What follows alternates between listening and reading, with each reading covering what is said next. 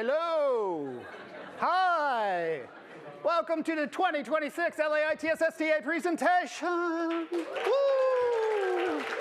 I'm Mike Heiderreich. I'm manager of the STA program, and I want to thank you all for coming out to celebrate our STAs and support our department. It means a lot. I know we all have a lot going on. So the very first STA presentation took place in 2008 when the magnificent Saloni Robertson, also known as the mother of the STA program, decided to have her design STAs present some of the projects that they had done that year. Proved to be so much fun and so informative that we decided to do it every single year since, unless there was a global pandemic. Let's forget about that. Should I stop talking? Yes, okay, moving on. So we have done so. Now we're gonna get to the presentations in just a moment because the people, especially in this area, are really nervous right now. And that's okay, breathe, it's all okay. But before we go into it, I just wanna take a moment to thank everybody that made this possible because it takes a lot. I wanna thank our business office right here for getting all this together. I wanna thank computer support and tech integration, a lot of them over there that completely ripped apart this room in record time. And we'll put it back even faster. And it will work better than ever. Thank you for doing that. Thank you, RS and Audio, for running the broadcast today. Thank you, Design, for so many of the assets that you created. Thank you, Producers Cohort and Video, for the other assets that you're gonna see throughout the presentation. Thank you, Audio, again. Thank you, Will Kersner, because you're Will Kersner. So yeah, thank you to everybody. Now, special thanks goes to our STA managers. Kate in Audio, Dom in Classroom Support, Amber, Franks, and Luis in Computer Support, Deshay in Design, Ryan in Lifestyle, feel free to clap, it's okay, Andrea in Project Team, Mark in Systems, David in Tech Integration, and Amber Dwelly in Video. Thank you. Thank you for all you do to make this program what it is. It means a lot. So this is the point in the program where I normally invite our director, Rob Moser, up to say a few words. And the past few years, I've used this as an opportunity to make some jokes at his expense. Then I realized Rob could fire me. So I'm not gonna do that this year. Oh, Rob's thinking about it, I just saw the look. So I'm not gonna do that this year. Because I also found out recently, and I didn't know this, that Rob is actually top of the tier for our computer support program. So if the rest of our team can't solve it, it ends up on Rob's desk. Did not know that. Bill Murphy, our director of computer support, actually shared a video with me recently of Rob working one of these support tickets. You guys want to see it? Yeah. Here we go. The client was given a 30-day quarantine notice to update their computer, but they refused all efforts. So, on day 29, we called in Rob, the Moser. I don't want to update my computer. You must update your computer. I have guests.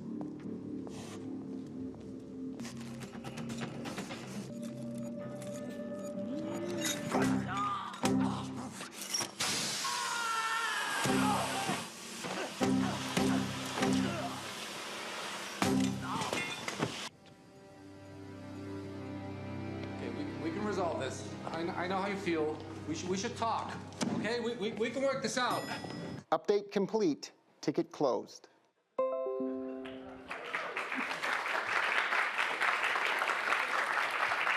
So please, everybody, welcome our director and associate dean of the College of Liberal Arts, Rob the Moser.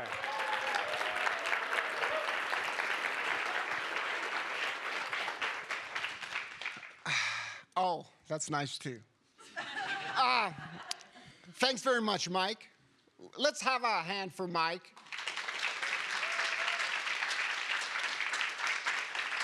His undying dedication to the STA program is legendary, I would say.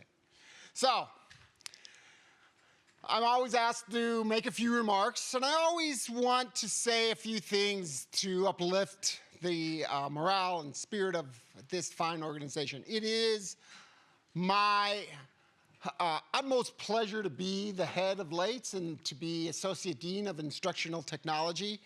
I love being in Menzies as opposed to in Gebauer, where all the other Associate Deans are, because they seem to be much more stressed out than I ever am. Now, every year I try to convey all the great things that LATES does, and this year is none different. We've had a great year. Now, what does it mean to have a great year in LATES? And so I actually did some preparation for these remarks, which I haven't done in the past. And I asked our directors to provide some concrete numbers of the scale and scope of LATES work. And so, you know, here at the University of Texas and all across higher education, there's lots of change.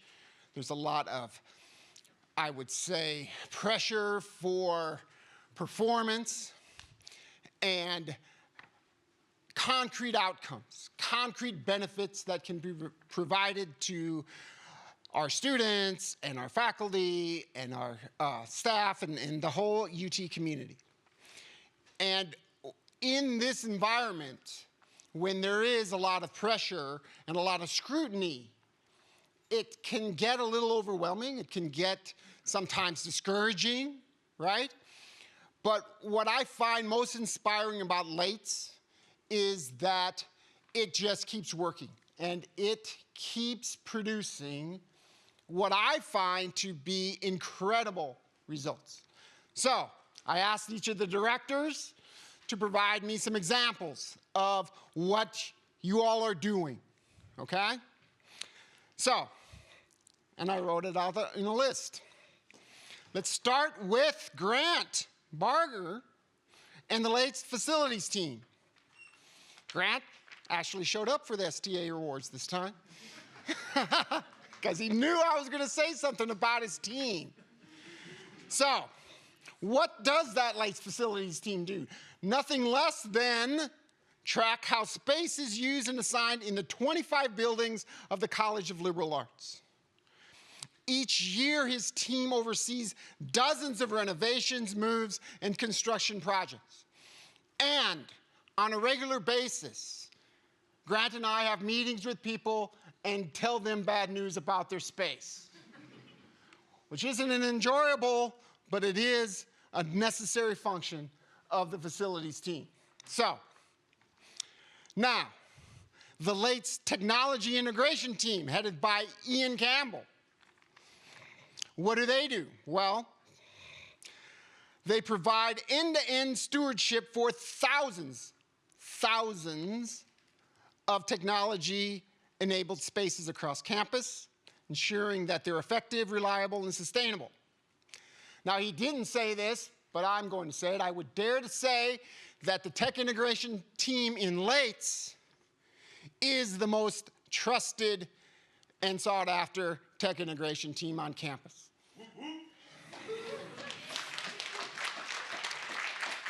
So they're the ones who put on all the flat screens and all the great technology, and they're the ones that I'm always embarrassed when I'm in a space and the screen doesn't work and they look to me like I could fix it.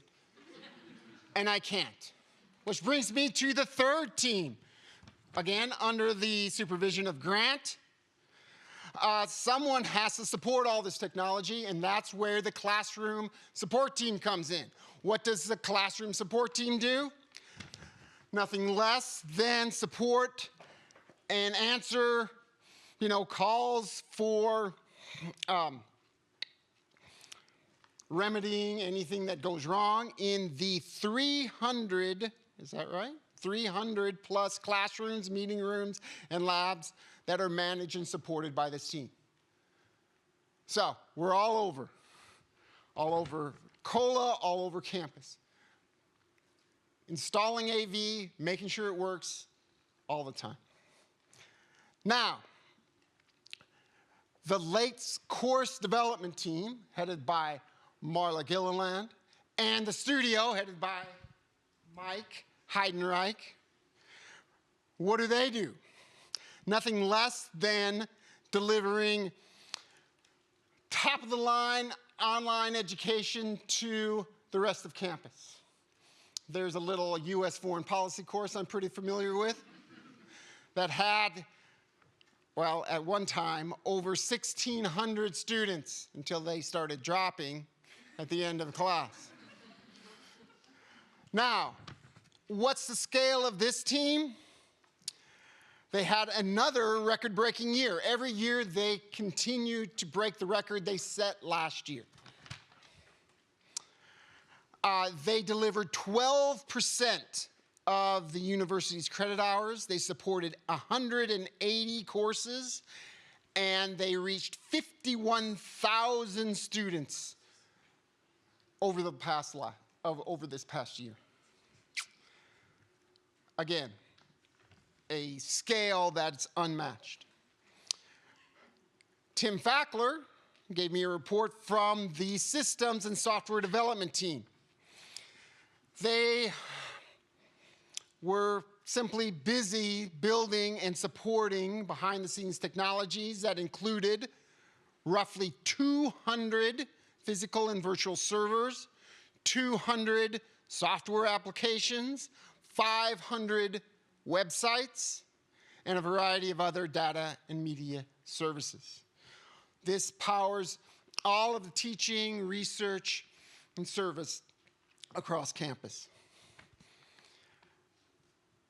The computer support team, headed now by Bill Murphy, our newest director after the retirement of James Lewis. What do? They are one of our largest teams, really. They oversee the entire LAITS fleet of 5,000 plus computers, 2,000 plus customers, and 322 printers spread across multiple colleges, museums, and administrative units. Besides COLA, LAITS computer support services the provost office, and they better do a very good job of that, as they do. The School of Architecture, the School of Nursing, Social Work, and many others.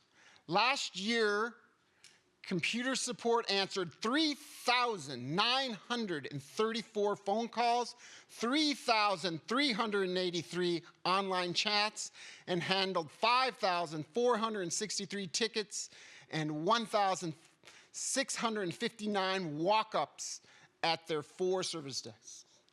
This is a busy unit. It does all this while, this was a key point from Bill, protecting the security of our information. We currently enjoy a 95% information security office compliance rate. So good work by computer support. And last but surely not least, the LAITS Studio team, besides recording all those very fine online lectures, it doesn't stop there.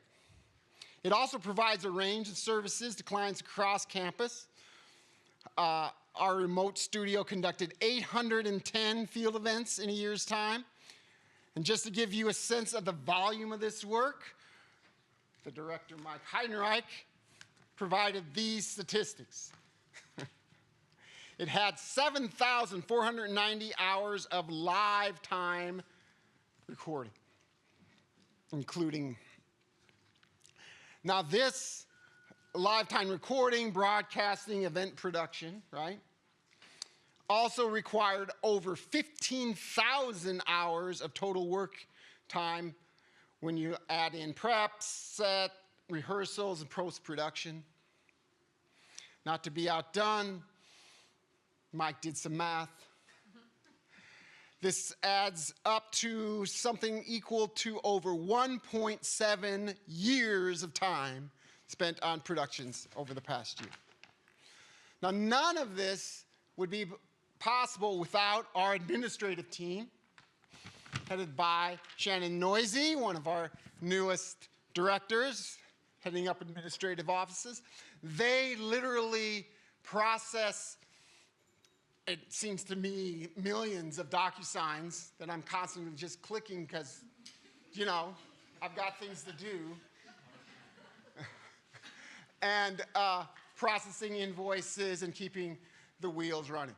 So, this is all just to say that LAITS is a dynamic organization that gets the job done. It's always doing work for the good of the university.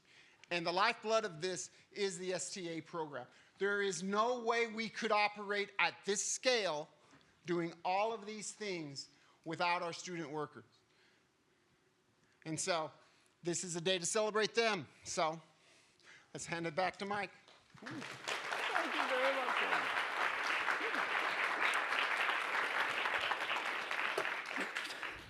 Thank you, Rob.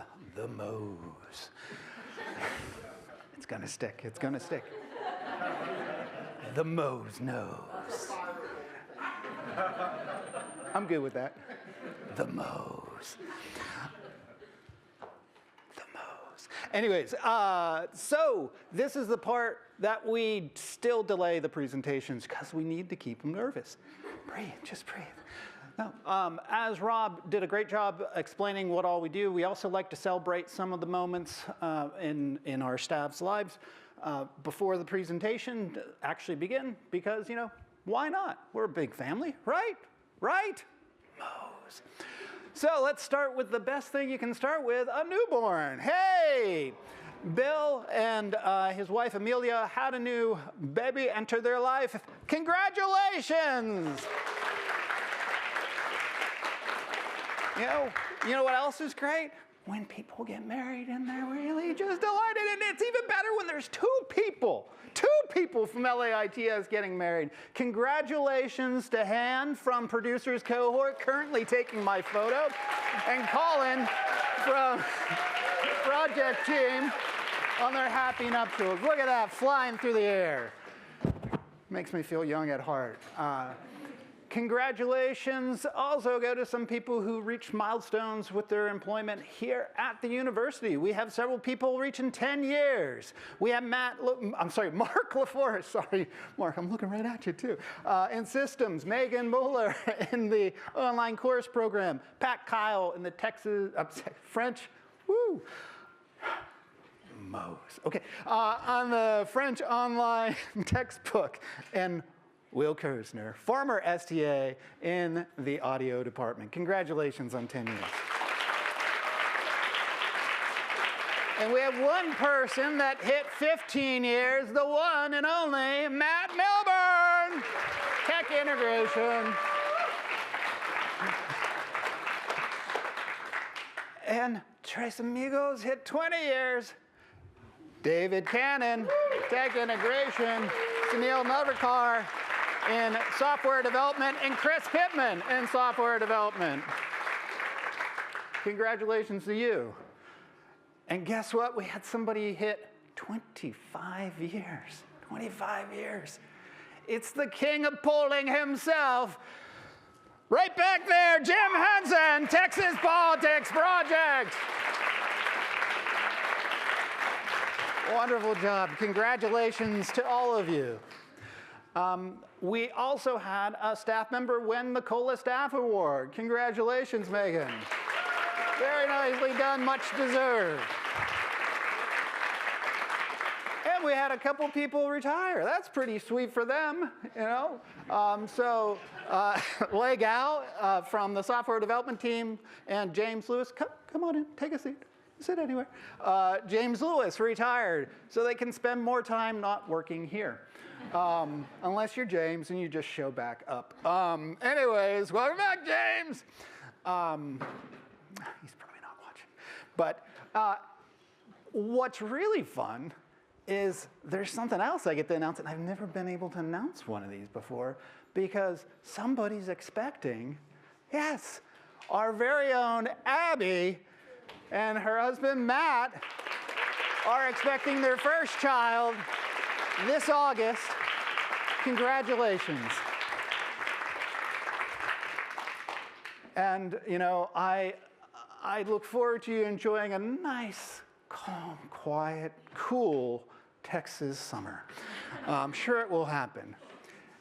And thinking about summer, there's one thing I always think of when I think of summer. It's probably the same thing you think of.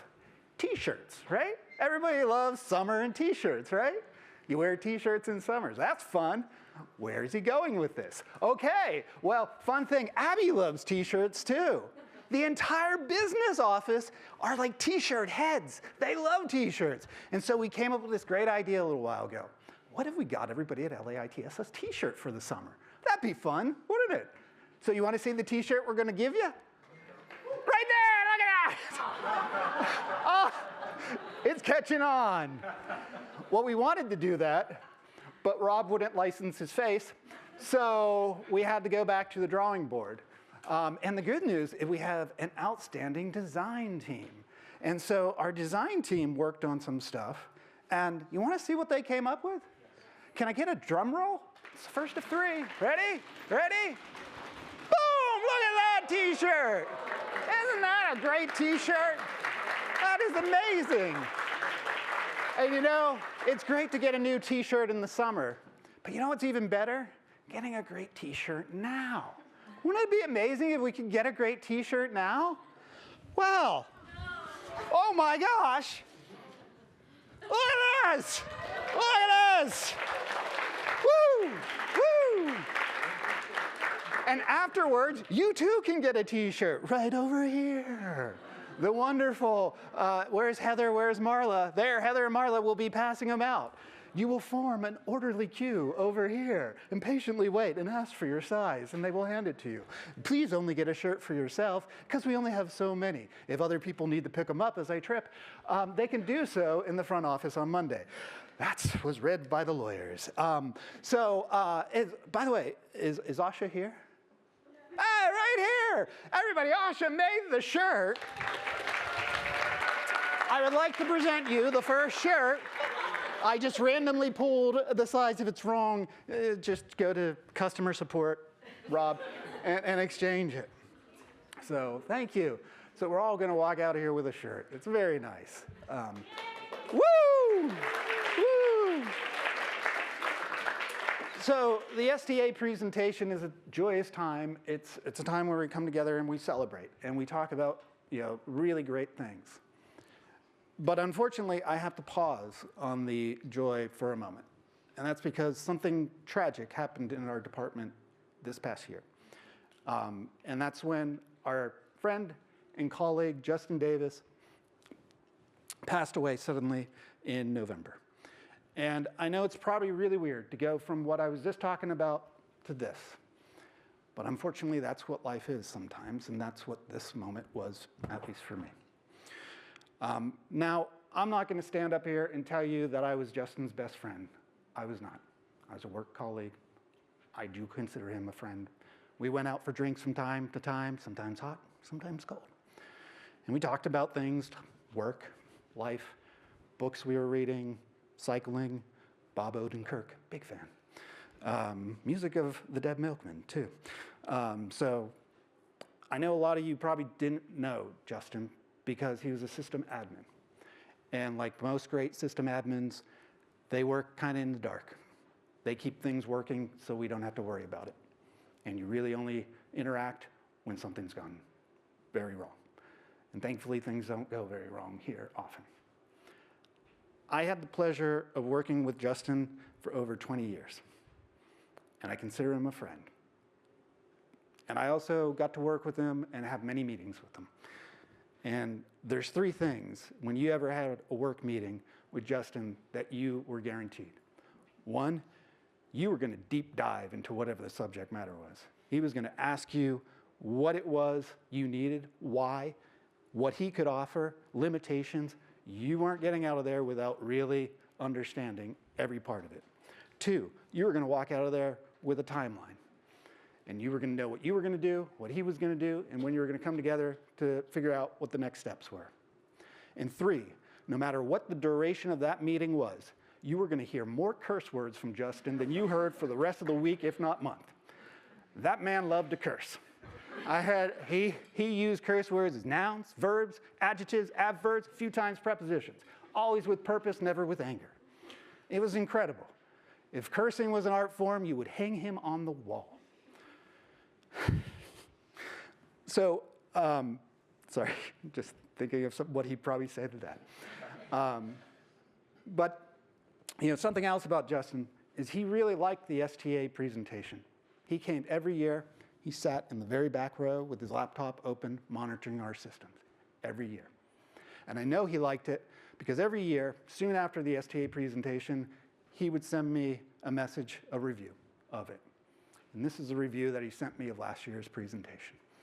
And I think it's pretty fun. That's Justin. But that last line in there, the STAs really are amazing, says a lot because Justin was amazing. And he could see it in what he saw here. And so I didn't get to say goodbye to him, just like everybody else. So I'm just going to put it out in the universe right now. Thank you, Justin, for all you did for us. Thank you for who you were. You are dearly missed. To Justin.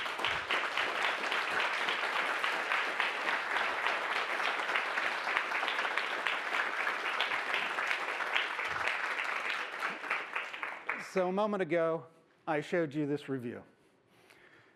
And you might notice there's no punctuation on that last line. That's because Justin also reviewed my performance, each STA presentation. So the STAs really are amazing, but you should just know when to shut the up. Cheers! Cheers! Cheers! So I'm gonna take that note from Justin, and I'm gonna shut the up and get on with this. So are we all okay to move on to back into the happy times of the presentation? Cool. Very nice.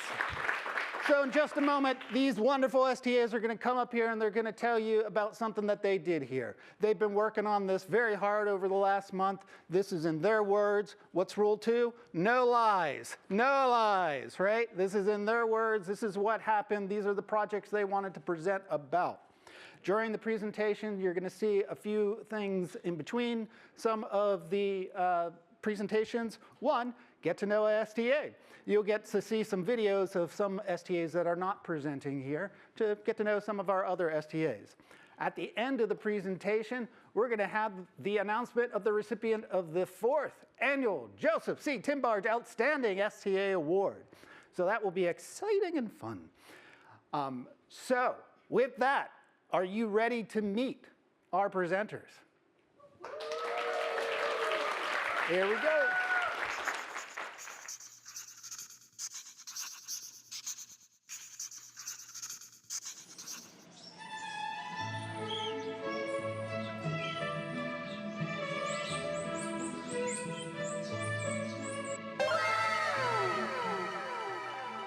Haley. Mom, I probably do like a cat meow.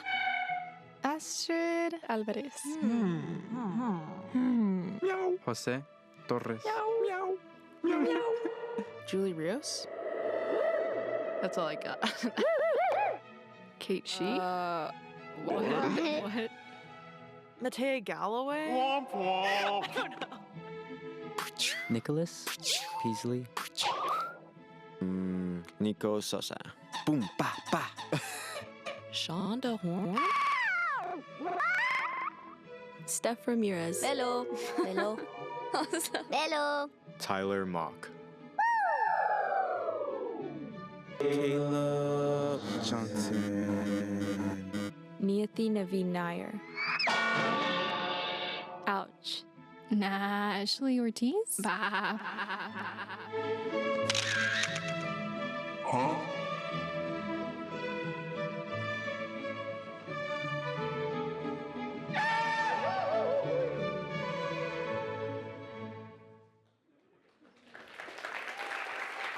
Cool. That was a lot of fun, right? So we're ready to get going?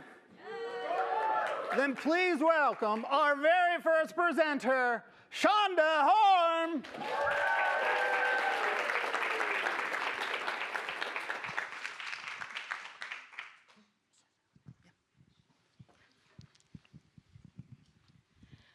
Hello. Hi, my name is Shonda Horm. I'm a level 4 design STA and a senior AAT student, and the project I'll be talking about today is the summer marketing pre-roll animation. So what is a summer marketing pre-roll? Essentially, it's an animation used to promote UT summer classes at a reduced price and places an emphasis on really making your summer count.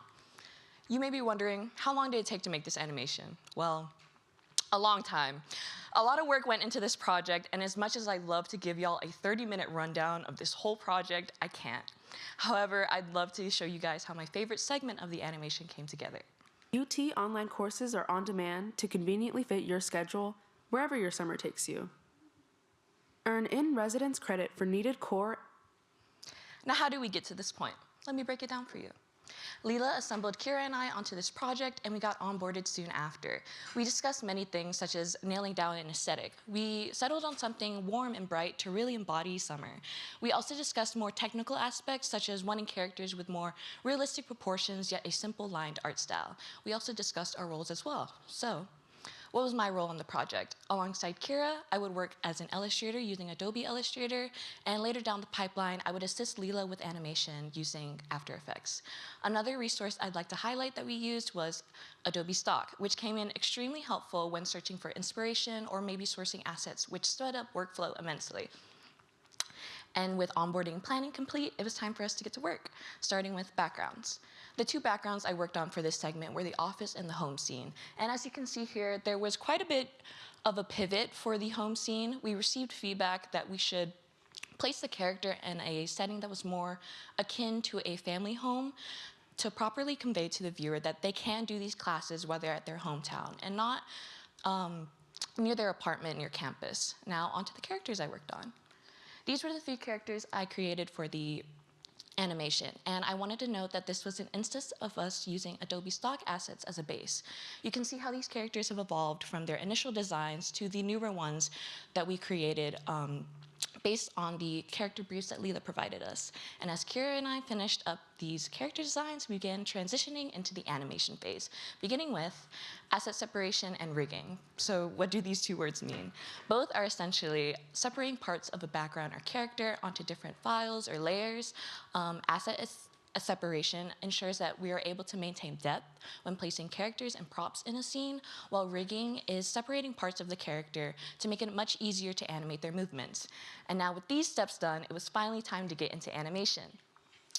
The part of the segment that I animated was the airplane scene. And in case you didn't notice, like I initially didn't, the airplane is moving way too fast and is not enough at an angle. So I went ahead and fixed those in my next pass here. And after finishing up these edits, we were going into winter break, and I wouldn't see how this scene, along with the many other scenes we created, would come together until after break. I want to reiterate that Leela, Kira, and I put a lot of effort into this, and I want to share the results of our hard work in this next slide with the entire pre-roll animation. Get ahead in your degree or minor and take UT summer online courses. Select courses are offered at only $500 for Texas residents, and all undergrad tuition is discounted 25%. UT online courses are on demand to conveniently fit your schedule wherever your summer takes you. Earn in-residence credit for needed core and upper division courses, or take classes to free up your fall and spring schedule. Make your summer count and register for UT online courses. Future you will thank you. So what did I learn? So what did I learn on this project? Pre-production is extremely important. It allowed the entire workflow to be very smooth and made it so much easier for us to go back and make revisions if needed. And this next thing, while it's not something I've experienced for the first time, this project really drove home that the animation pipeline isn't always straightforward. You have to expect that you have to go back and make changes, which brings me into how important being adaptable is. You never know when something needs to be changed, whether it be a client making a new request or maybe an idea you as the designer had not initially working out. It's good to stay open-minded and positive. Thank you.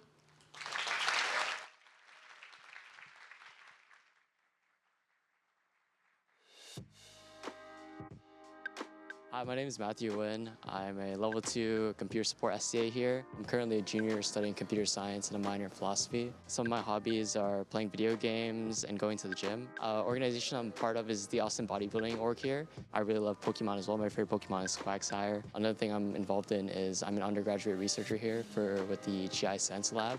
And thank you so much for having me at the STA presentations this year. Yeehaw! It's Julie. Now, okay. Okay. Hello, everyone. I'm Julie. And fun fact, that was my voice in the summer video, so shout out. Okay. Oh, okay. Text is a little off, that's all right. Okay, so hi, I'm Julie. I'm a senior RTF major and level 3 audio STA here at Lates. And today I'm going to tell you about my work on the DAYS Library Migration Project and my quest to preserve Lates history. Okay. Okay, so first things first, a lot of you may be thinking what I was when I was first assigned to this project, which is, what the heck is DAYS? I've never heard of that in my life. Well, to find out the answer, we have to travel back in time. So let's go. All right, boom. So it's 2004, and the College of Liberal Arts creates DAYS, which stands for Digital Archive Services. And basically what this is a website/giant searchable database, which was created to hold different types of media created by different departments around UT at the time. So within DAYS lived 3 collections of recordings, among others, but there was the Mexican-American Experience, which was a radio program recorded by KUT from 1976 to 1982, the British Studies Lecture Series, which was a weekly lecture given by the British Studies program from 1978 to 2020, and the Medical Ethics in the Holocaust series, which was a lecture series presented by the Holocaust Museum of Houston.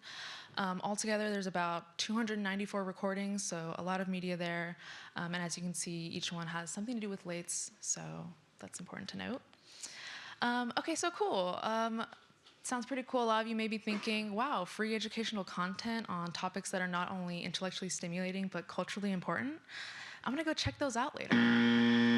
No, wrong. This is what the DAYS website looks like right now. DAYS has reached end of life. Yeah, sorry. So you may be thinking, but why? Well, what it comes down to is DAYS was created over 20 years ago, and although it was an innovative storage system at the time, there are simply other systems that are better optimized for storage in today's age. So is it gone? Is DAYS yet another library full of incredible wisdom and knowledge lost forever? No. It was just moved to UT Box, and that's where I come in. So all that stuff is in UT Box now, great. But the thing about that is that although it's still technically accessible, the file structure was a little confusing and hard to navigate, and it's hard to tell what everything is. So that's where phase 1 of this project comes in, which is organizing. So basically all we had to do here was just find the media files, in this case MP3s, find their corresponding Atom files, which holds all the metadata for each recording, and put them all together in a spreadsheet. So after a few months of tedious work, we got to this, a spreadsheet for each topic, which consolidates all the important information, Atom file, MP3 file, the title of the recording, and a short description. So shout out to Bo, a former audio STA, who did all of this tedious work and made things a lot easier for me to navigate when I was brought on to the project. And so from there, we get to phase 2, which is just turning all of these audios into videos to be put onto YouTube. And this part was really fun for me because although I am an audio STA, I secretly really like video editing. So this was a really fun way for me to incorporate that in my work here. Okay, so building the videos, what do we have to do? So first, we need the audio. There's that. And then we have to have something that plays over the audio, and that was pretty easy again. Logo, boom, that was created by Lates. And I could have stopped there. We have a video, but I felt like these videos needed something to help whoever's looking for them find them more easily. So I created the intro card, which states all of the important information for each recording right at the beginning of the video.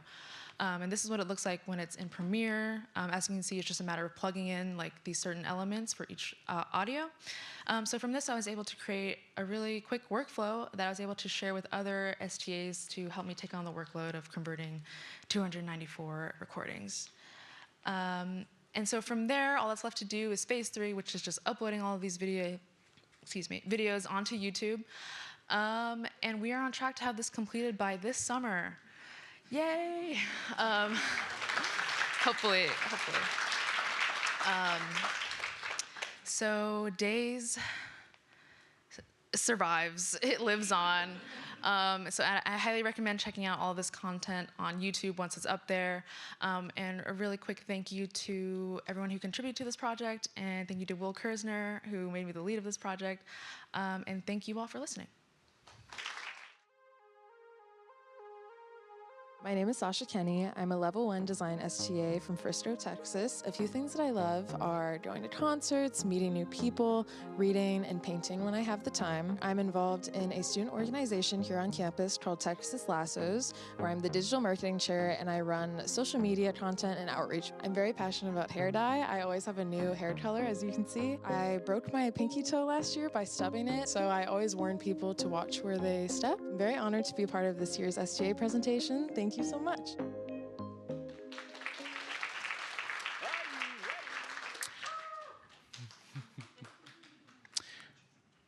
Hi everyone, my name is Caleb Johnson. I am a freshman. I'm level 1 and I'm in the project STA group. Let's get started. So I would like to mainly point out my transition from History 314K to Bad Bunny and my captioning, my personal captioning STA story. And the mission for me, or for captioning in general, is to provide 100% digital equity, right? So it's not just typing, it's getting those videos and those captions down to millisecond precision. And as you can see throughout the time codes, I've done exactly that. And I provided near perfect accuracy, and because that is truly the only standard for STAs, or especially in the project role, which includes keeping captions at 42 lines. And throughout this time, I've captioned over 18 videos throughout my months of working. I am pretty new, so I'll, of course, caption more as the time comes. So, the course, History 314K. In this course, I've had to make sure that the dates and treaties and proper nouns were correct. And, of course, I couldn't guess, because one typo, of course, changes one historical fact. And the flow is watching hour-long modules, or longer than that, and providing predictable rhythm throughout that time frame. So the shift is that I went from a 19th century history course to fast-paced reggaeton. And the puzzle is that I'm not fluent. I mean, I can speak a little Spanish, un poquito, but I treated the lyrics like a translation puzzle, right? So I researched and I dusted off my old Spanish courses that I've recently taken in order to ensure that I knew what I was talking about. And I also use Google. And so I had to squeeze rapid fire audio into readable text boxes without losing the beat. So that was pretty fun. And while Bad Bunny or reggaeton isn't in my usual playlist, the technical goal remained universal: barrier-free access and ensuring that every student had access to captions. And the academic bridge was translating the strict accessibility standards that I have learned from LATE directly into my informatics coursework. And in order to do that, I have used a tool called Figma in order to design, test, and improve alt-text workflows for UT Austin web platforms. And hopefully, just hopefully, we will be able to actually get that rolling and providing more so of a clear access for everyone, no matter where you come from or what background you come from, essentially. So, what did I learn? I've learned that tech adapts. If I can sync history videos, I can most definitely sync a music video. And I've learned that classes actually help. My informatics major and my old Spanish classes provide real-world success. And I've learned that accessibility is hospitality, right? So everyone needs access to these type of things. I mean, even if you go on YouTube, of course, you're always going to see captions available, and you'll learn that, of course, throughout all the videos, you'll see them. And I've learned that it's for everyone, of course. So it's crucial for a student cramming for finals or a fan enjoying their favorite artist. And I would just like to personally thank my manager, Andrea, for allowing me to even work on these courses. And I'm so glad to be able to not only caption for more history courses, but of course understand Spanish throughout my time frame of being at Lates. So thank you so much, and I hope I can capture more videos, so next time I can definitely give you more stories.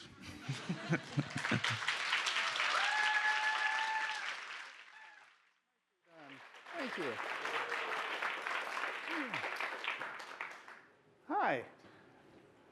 Wow, look who it is. It's Brian Roberts. Hey, Brian. Wow, good to see you. So, perfect timing because we're about to meet our first finalists for the Joey T Award. And it is Steph. Would you like to meet Steph? Woo!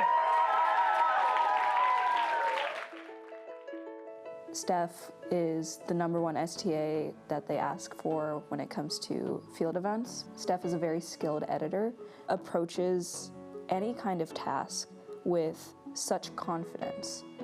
They've always been like, I haven't learned this, but I'm ready to do it. I'm down to try this. You can approach them really for anything. Whenever Steph is presented with a problem or a challenge, they're the type of person to first try and handle it themselves. They start doing research, basically figure out every single thing that they can, and they're gonna try and solve it themselves. They're very self-reliant in that way, and that is wonderful to see, especially in a production industry. Steph is very personable. Steph just loves to talk and laugh with people. They really put everyone at like a level of comfort and ease. They take time to ask people how they're doing. They take time to make a joke, and I think that's really special. What else can I say about Steph other than how proud I am of them and our video team? I hope they never doubt themselves and their capabilities. They're so creative and they have so much to share with the world.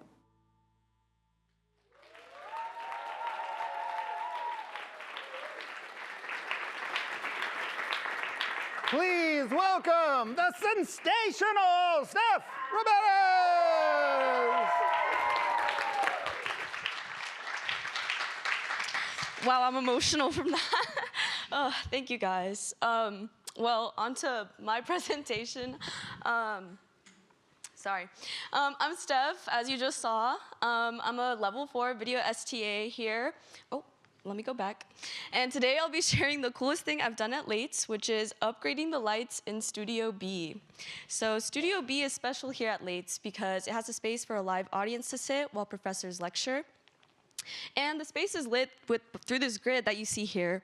And the thing about these lights is that they've been there since 2014, which is when I was 11, if you think about it. So an upgrade that was long overdue was finally put into the hands of a few full-timers and some helpful STAs.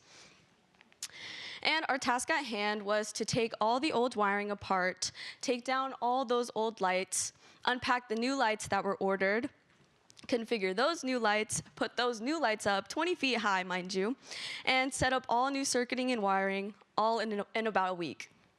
So I didn't really know too much about lights going into this project. I mean, I knew that they were there, and I knew that they turned on, and also that they turned off as well. So I definitely needed a lesson going into this, and thankfully, one of our amazing studio heads, Matthew Busby, shout out to him, taught us everything that we needed to know. So there's about 20 of us in a room as he explained the world of DMX lighting, which I know this looks like a lot, but I'll simplify it for you. So basically, the DMX lighting system just tells a light what to do. And I like to think about it like a highway system. So imagine a highway system with all of these cars and roads and destinations. This is like the DMX universe. And in this universe, there are 512 channels. So that's like 512 lanes. And each channel is a different lane that tells a light what to do. So it could be brighter, be green, move right. And the signal is like a car traveling down the road. And there's all these different signals depending on what you want to change. And they all travel down. And how far they go is kind of like how bright or how green you want them to be. But who controls the car? Well, a driver, of course. And this would be like the DMX controller. And this guy adjusts all of these controls to get to a certain destination, which would be what the light shows. And of course, there are many different types of lights, and the more lights you need, the more roads there are, the more highway systems, the more universes, but we don't have to get into all of that. So what does this really look like? Well, here at Lates, there are two real rooms. There's the rack room and Studio B. And in the rack room lives the DMX controller, which is connected to Studio B through Ethernet. And in Studio B lives this little guy called a Netron box. He's kind of like traffic control, basically just converts the Ethernet to a real cable. So in our old way of our lighting system, we had the Netron box connected to a cable, which connected to a light, which connected to all the other lights in the studio. So it looks something like this. Kind of like Christmas lights, but what happens when a bulb goes out? Well, the rest follow suit. So we needed a better way. So instead of looking like this, it now looks something like this. So instead of one Netron box, we now use multiple, which just saves a lot of time, and it's a lot easier to swap out a light, detect where problems are, and it's just an overall more efficient system. So how did we do this? Well, we were working with all of these boxes of ordered lights that needed to be unpackaged and set up, and we were working with all the old lights that were really heavy and needed to be taken down. So to save some time, we divided up the labor into team setup and teardown. So as half of us worked to unpackage and set up these lights, the other half was moving ladders and taking down these old lights. Now ladders, this really was half the job. As an STA, I couldn't actually go all the way up to take these lights down, but my main role was to be a helping hand and anchor the full timers down and be there ready to receive the light as it was coming down. And it really was a group effort. It took about 3 to 4 people per light just to take them down. And because they were so high up and old, we had to wear masks because of all the dust. But yeah, after all the lights were taken down, we finally set up all the new lights, and then we configured all of those again, and that's what a Netron box actually looks like. And then after about a week, we had successfully upgraded all of the lights in Studio B. So I definitely learned a lot after this project. I learned that lights do a lot more than turn on and off. There's like a whole network and whole system as to how they're controlled. And also there's just a lot of work that goes unnoticed. Like there's a lot of work being done on this project. It had been in the works for 2 years before I was brought on. And also it took so many people and resources to complete this project, and every role was crucial to the success of it, even as an STA standing on a ladder. And that here at Lates, we are always striving to improve our quality of work and keep up with new systems and technological advances. And overall, I've just learned so much here at Lates, not only about lighting and media production, but just about collaboration and professionalism. And I'm so grateful for my time here in the STA program and everyone I've had the chance to work with. Thank you.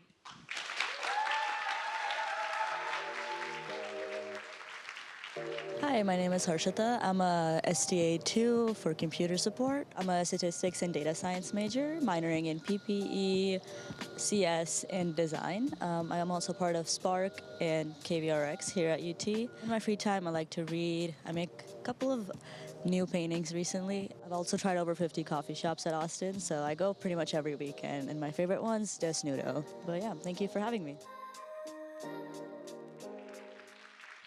Rock and roll, it's Haley. Hi everyone, my name is Haley Ma. I am a junior computer science major studying design strategies as well. And today I will be talking about my project on the What Jane Saw specifically in the badge design. So what is What Jane Saw? The website What Jane Saw is a digital visual retrospective of Sir Joshua Reynolds through the eyes of Jane Austen, pictured on the right, or any other Jane Doe. Pictured on the left is what you would see if you clicked on the 1813 British Institution exhibition, where you can click on the paintings to see a closer view and a brief history as well.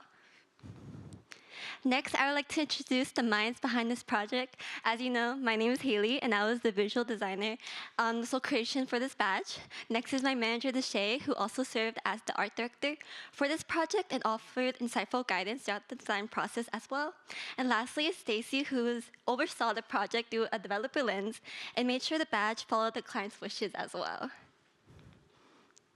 So I was tasked with the initial request to create a small badge in an easily resizable format that says something like 3D module coming soon to be placed on various sites on the What Jane Saw.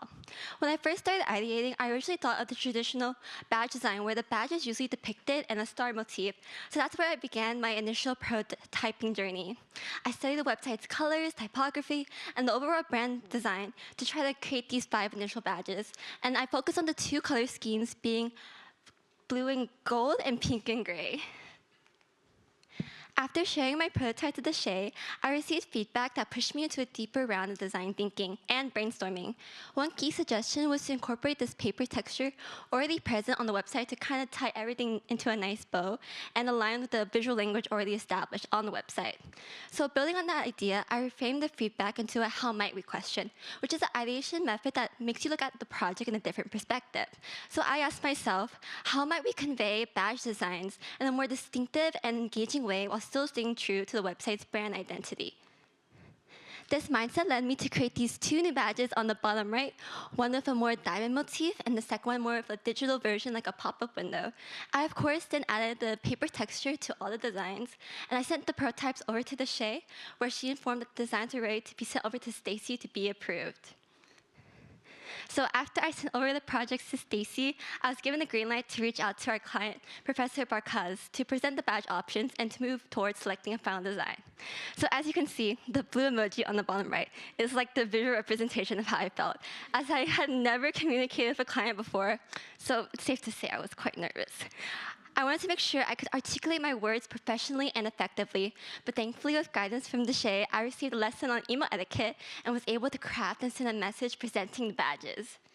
So, with all the badges presented, what did Professor Barkaz choose? The diamond badge, badge number 6. I was so happy she chose this badge, as it gave the opportunity to show the lovely design on the logo there. So once I received the official logo from Stacy, the next step was to implement the badge on the website. Shown here are a few explorations of how the badge could appear across different pages. In terms of takeaways, I gained valuable experience in client communication and project coordination. As a sole designer on this project, it was especially rewarding to bring an idea from a concept to a soon-to-be live web experience.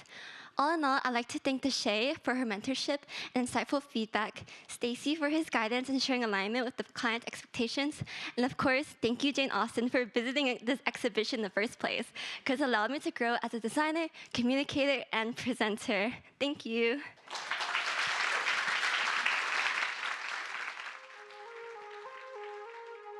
Hi, I'm Kai McGee, Level 1 Life Cycle, and I started here of the fall of this school year. I'm involved in an a cappella group here on campus, the Ransom Notes, and I sing second soprano, so that's really fun. I'm also part of Delta Sigma Theta Sorority Incorporated, and that's been great, just bonding and having a sisterhood and doing a lot of service here on campus. I love to sleep, so anytime I can sleep and take a nap, you'll find me in the bed. I also love reading. Over spring break, I read 3 books back to back, and that's a little bit about me, and I hope y'all had a great school year. Here's Tyler. Hi, everyone. My name is Tyler Mock. I am a Level 2 Video STA here at Lates and a second-year RTF major at the University of Texas at Austin. And today I'm going to talk about my journey through technical directing. And in case you were wondering, that is a picture of me in Peru. It's relevant later. So when I first started at Lates, I asked myself, what is a technical director? I'm sure many of you might be asking yourself that same question. You know, I saw it in the job description. They mentioned it in the interview, but I can now tell you a technical director is responsible for coordinating with the project manager to oversee what is seen on screen. Think of the project manager like the director or point of contact between the talent and the crew. And so I work here at Mezzies Hall to show you exactly what you see on a stream. And so for my first class here, I started in the fall. I worked on MIS, or Management Information Systems, 301, MIS 301, and there were about 4 sources. There was 1 camera, 1 graphics computer, 1 slides, and then we put the professor in picture-in-picture. I'll explain more about picture-in-picture in a second. But for my second class, which is this semester, I did Introduction to Astronomy, or Astronomy 301. That class has all these new sources. Yeah, so there's 4 cameras. There's a feed from Birdine, which is a satellite studio we have here at Lates, graphics, slides, and again, the professor in picture-in-picture. To really solidify the difference between the 2 classes, I want to talk a little bit about the Run a Show, or ROS. Think of this like an itinerary. This is an example of the MIS 301 ROS. It has 6 cues. Now this is the one for astronomy. This one has, and I counted, 39 cues. So as you can see, there's a pretty big difference between the 2 of them. I'm going to show you an example now of what MIS kind of looks like. Again, think of this like your standard production here at Lates. So we start on the professor in full screen. We go to the slides full screen and then put the professor in picture-in-picture, as you can see in that box. Another example is this Instapoll, where we go from there to here, another laptop to show the Instapoll results, and then put her back in picture-in-picture. And so, you know, after this first semester, I learned a lot. You know, I was talking to my manager at the time, Isha, and I was like, you know, I'm ready for the next big thing. You know, what's next for me? You know, I want to be in the studio more. And yeah, so I got to do Astronomy 301. That's what they put me on. And, you know, she was like, are you available for rehearsal week? And I was like, oh, no, I'm not. But I know the best way to prep for this, and that is to go to Machu Picchu. So that's exactly what I did. I was not here at rehearsal week because I was at Machu Picchu. And to show you a little bit more about how astronomy is a lot more dynamic, here's an example. As you can see, again, the professor's in picture-in-picture. We're going to take him off, just show the slides, and then go to the students here at Mezzies Hall, which is where I am, and then the Birdine, which is, again, the satellite. Go back to the slides, and then put the professor back in picture-in-picture, as you can see there. Another example of this is keeping the professor here in picture-in-picture, going to a graphic, which is this chat slide, and then going to the actual chat slide, which is also a graphic, and then going back to the professor in a new camera. I know I just said a lot, but in that 30 seconds, that was about 6 cues right there. So as you can see, a lot is happening in astronomy. Again, like I said, it's way more dynamic. And so what have I learned in my time here in the last year, and specifically with astronomy? I think number 1 is collaboration. You know, kind of first starting a new job, you know, it can be kind of intimidating to work a new job and like get involved in the culture and the environment. And so collaboration was something that was really, really important to us, and like making sure that I was working with Andrea, who is the project manager, Will and Bethany, the audio, Isha, who was in Birdine for most of the time, people like that to really make the class what it is now. Other things like quick thinking, problem solving, you kind of have to think on the fly with these kind of things because you never know what the professor might do. We might skip something, we might add something. So being prepped for that. And so what's next for me? Well, I think I'm ready for more. I know I just said a lot, but I think I'm ready for more. And what does that kind of look like for me? I think that looks like exploring beyond the studio and into the field. Yeah, that's one of my big goals. And then my next goal, hike the next world wonder. Yeah, maybe next time you see me, I'll have hiked the Great Wall of China. Who knows? That's it. Thank you so much, everyone.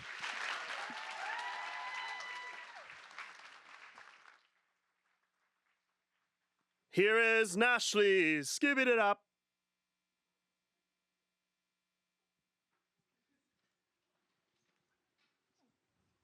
Hi guys, I'm Nashley Ortiz. I'm an undergraduate computer science major, and I'm going to be presenting System Center. So System Center, okay, sorry. So I've been working on System Center with Mark and Abdullah, who are part of the Lates System Administration Department. And System Center is a system monitoring platform that monitors a host and its service to check if it's up or down and some more. But I'm going to be using cars as an example for you guys because I don't want to bore y'all too much. So in a car, when you turn on the ignition, you can see your dashboard, right? And you can see all the little lights that come on if something's wrong. That's the status of a service in your car that's currently wrong. So for example, the low tire pressure light never goes out in my car. It's always there. I've chosen to ignore it, but it's always there. And that's telling me that the status of my low tire pressure, I need to fix that, right? So that's essentially what System Center is, but for web applications, for IP addresses, for virtual machines. This is a pop-up me and Abdullah had worked on. As you can see, it says localhost because localhost is our current testing environment for System Center, but you can also think of this like my 2016 Honda Civic, which I have back at home. This is one of the services that me and Abdullah had been working on, Discover OIDs. OIDs are object identifiers, and in a car, we can think of all the different sensors that report back information to us, like fuel, like the current velocity you're going at, the oil pressure, the temperature of your car. That's all reported back to you. And in System Center, it's almost there. It's kind of the same. There's something called SNMP, which is a system monitoring protocol. And essentially, it has an ID, which points to a data point, which gives us back information like CPU usage, RAM, disk space. And that's all important because we want to know the nitty-gritty details if something's wrong with the specific service. Again, this pop-up, we kind of use it everywhere. I know it may seem simple, but we love the pop-up. Localhost. Discover Ports is another service we worked on. We can think of ports that route information from one place to another. In a car, this is like the doors. So there's 4 doors and the trunk. People don't go in the trunk, right? People go through the doors. We know kids don't go in the driver's seat. They go in the back 2 doors of a car. So that's how System Center almost is, but with services. We want to see what's going through the ports, if it's the correct stuff, if the port is open or closed. The pop-up once again, but for NRPEs. NRPEs are Nagios remote plugin executors. This is like we take our car to the mechanic, okay? We take it to the mechanic, something's wrong, maybe your tire pressure is wrong, but we take it to the mechanic to get that checked up. And in System Center, the comparison here is that we're doing a diagnostic check on all the services for a specific host, okay?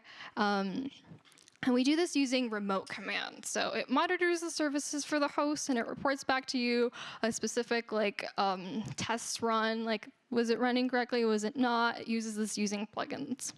Now alert history is exactly what it sounds like. It alerts the history of all the different services that have fallen. So as you can see, currently it's only the ping one. It's critical status that I ran. And now I just bombed you guys with a bunch of information. Sorry if I bored you. But to go to what I worked on, I kind of came in when System Center, it was working in theory. It was working here and there. The UI of it wasn't done. So I helped Mark and Abdullah with the UI. So I took something that looked like this to something that looked like that. And they're so amazing because they allowed me to be somewhere where I was comfortable with at the beginning. And then I moved on to back-end work, which is what I'm doing now. And thank you. This is all of us in the car. Thank you.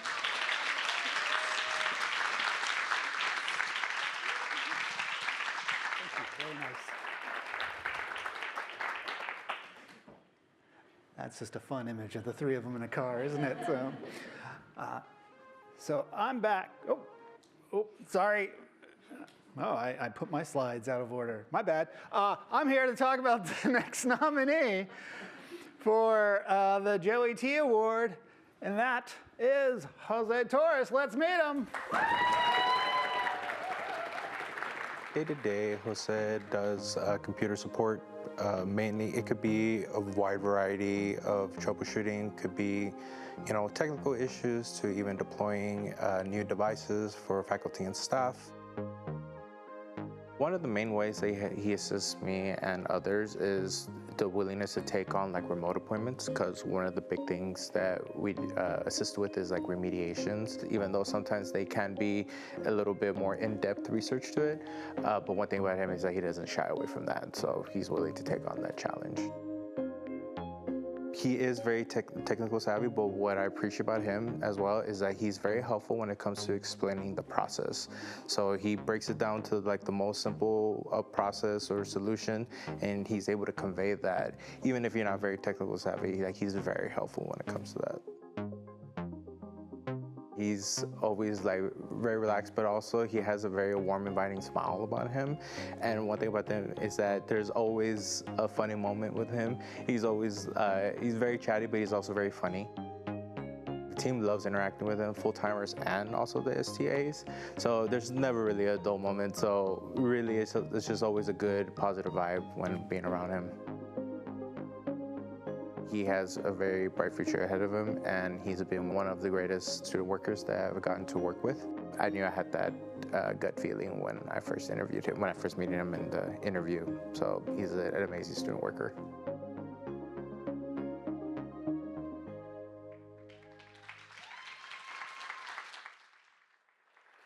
Please welcome the joyous Jose Torres.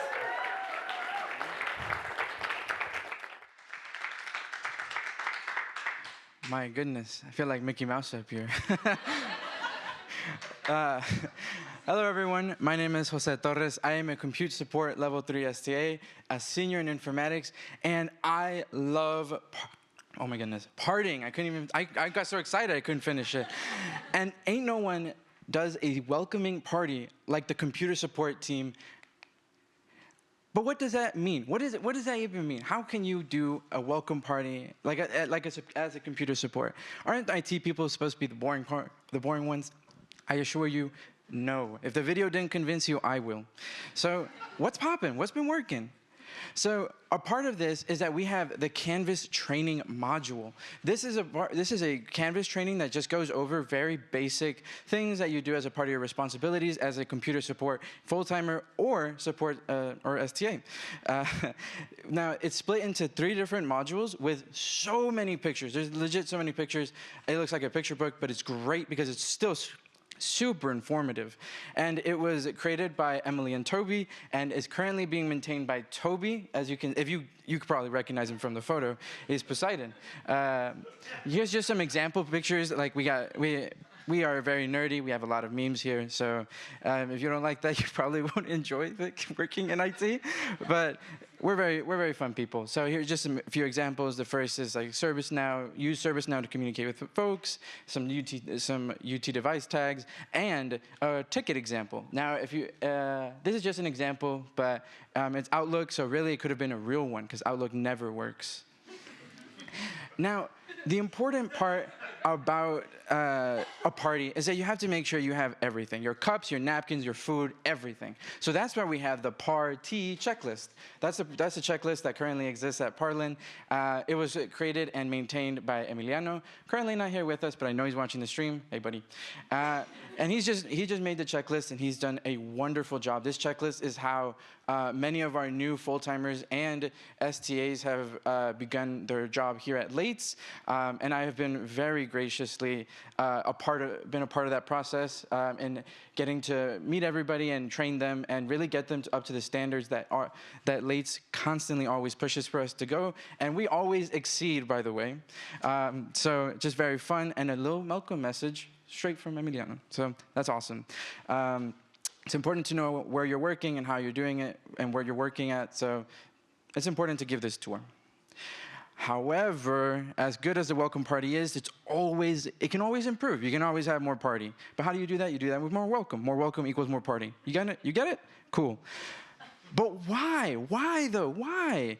Well, currently there's only out of, I think that's 14 STAs. Yeah, I can count. 14 computer support STAs. Only 4 of us have been properly remote trained. Some of them have some understanding, but remote training is a complicated, long process that takes a lot of dedication, and you have to make sure you're doing it right because you're interacting with people from literally everywhere. I had a call the other day that was this person and not here, and I was like, okay, I can't help you very much, but I'll try, and that's what we do. So in order to really get people started and really get those numbers up, have more STAs who can actually take these calls and help our full-timers who are overworked but do a wonderful job. I finished the remote, or I'm finishing the remote Canvas module. All that really means is that there was a project to start a remote training module in the Canvas, and all I did was enhance it and add into it the parts that were missing, as well as just adding some information that needed to be added. And I'll have a picture for that soon. But I also improved the party checklist, because as important as it is to know where you're working, where stuff is at, who you're working with, it's also equally important, and some would say more, that you have to know what it is you're doing. Can you do your job? Can you actually keep up with Lates' expectations and shatter them? So what we have here is I updated the list to make sure that people are actually getting their work done. So that's 2 guided reimages, which just means that we're, like myself or a full-timer is helping you, and then okay, so we guided you. Can you do it by yourself now? Important part about a party is that when you go there with a friend, you can mingle without them. So when they go to the bathroom, you're not just awkward. Now, here's the thing. So a tool we use is called Beyond Trust. This is just what we use to get to remote into people's machines, and it was missing a module. So I decided to complete it using a more modern take. The wiki has the older version. I have the more modern one. And that is a huge thank you to everyone here who decided to make time and be here. The journey to get to where I am now has been full of incredible people with unbelievable amounts of learning, and I just want to say thank you, Lates. If anybody saw the first picture, now you are a part of the welcome party. It's now your job to make the next person feel welcome at Lates as much as you did, and if you can do it better, then good job. But thank you.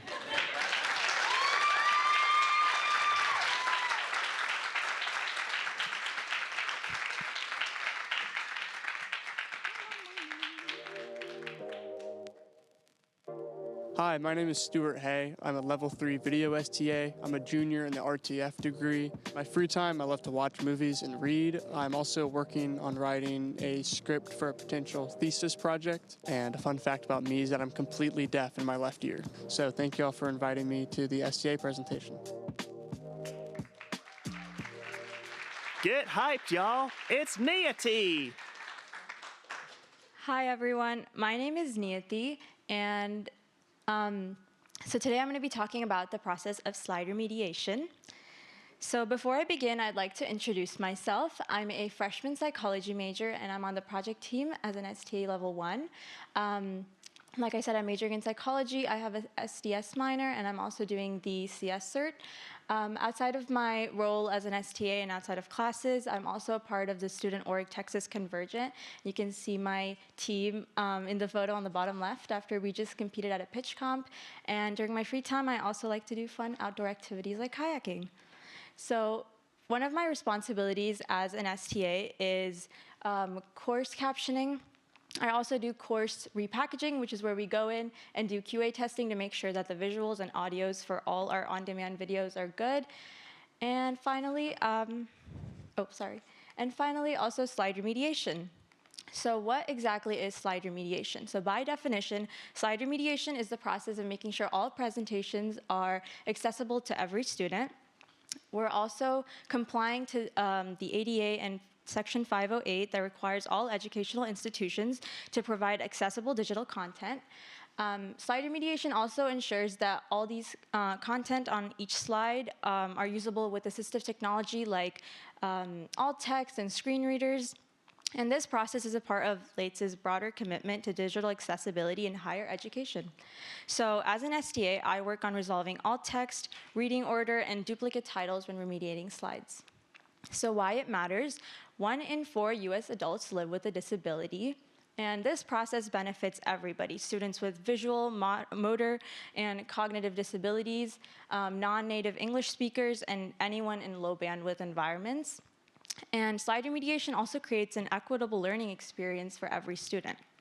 So I'd like to walk you through what it looks like when I'm remediating a presentation. So in this example, this is a title slide, and we can see as circled above that the issue is that this slide is missing alt text. So every chart image, graph, icon needs a descriptive alt text. And to write the alt text, I'm going to refer to either the ADA's guide to writing a descriptive alt text, which is 1 to 2 sentences, or I'll refer to the slide remediation guide, which was created by the project team. And once I've written the 1 to 2 descriptive text for the image, which in this example is the one right next to the title of the image or the icon over there, I'm going to look for the looks good on the top right to know that this slide, and on the slide that all the issues have been resolved. So next, we're going to see that for this slide that the issue circled above is duplicate slide title.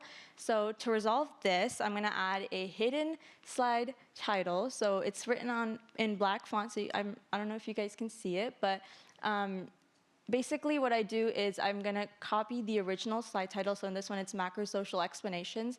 And I'm going to write that in black on top. And then I'm going to add part 2 to differentiate it. And duplicate names make it possible for users to know that which slide they're on or which one to select from on a list. Because although the titles may be similar, the content on each slide is going to be different. So once I've resolved the duplicate slide title issue, another one has popped up, which is the check reading order. So to resolve this, we must verify the reading order. And to verify the reading order, we're first going to click the sort by rows button. And this ensures that the content on the slide are now following a logical reading order for screen readers. Then you're going to click the sort by buttons. And then it's that simple. You get the looks good, and you know that all the issues on the slide have been resolved. So in conclusion, LATE's compliance with federal ADA standards is our part in meeting the legal requirement and also meeting federal, university, and state standards for educational technologies. And slide remediation is a small effort that has a huge impact on student equity. And finally, I want to thank the LATE's department and the project team for providing me this opportunity to work as a PMSTA, because I'm able to gain hands-on project management experience that directly translates to real-world professional skills. Thank you.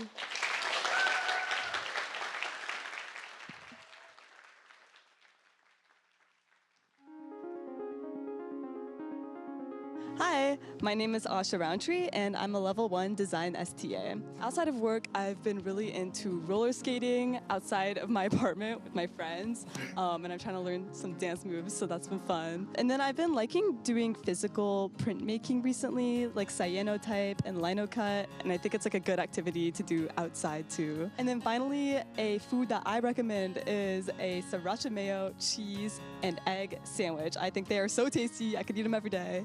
And yeah, enjoy the presentations. Here he is, bow, Nico.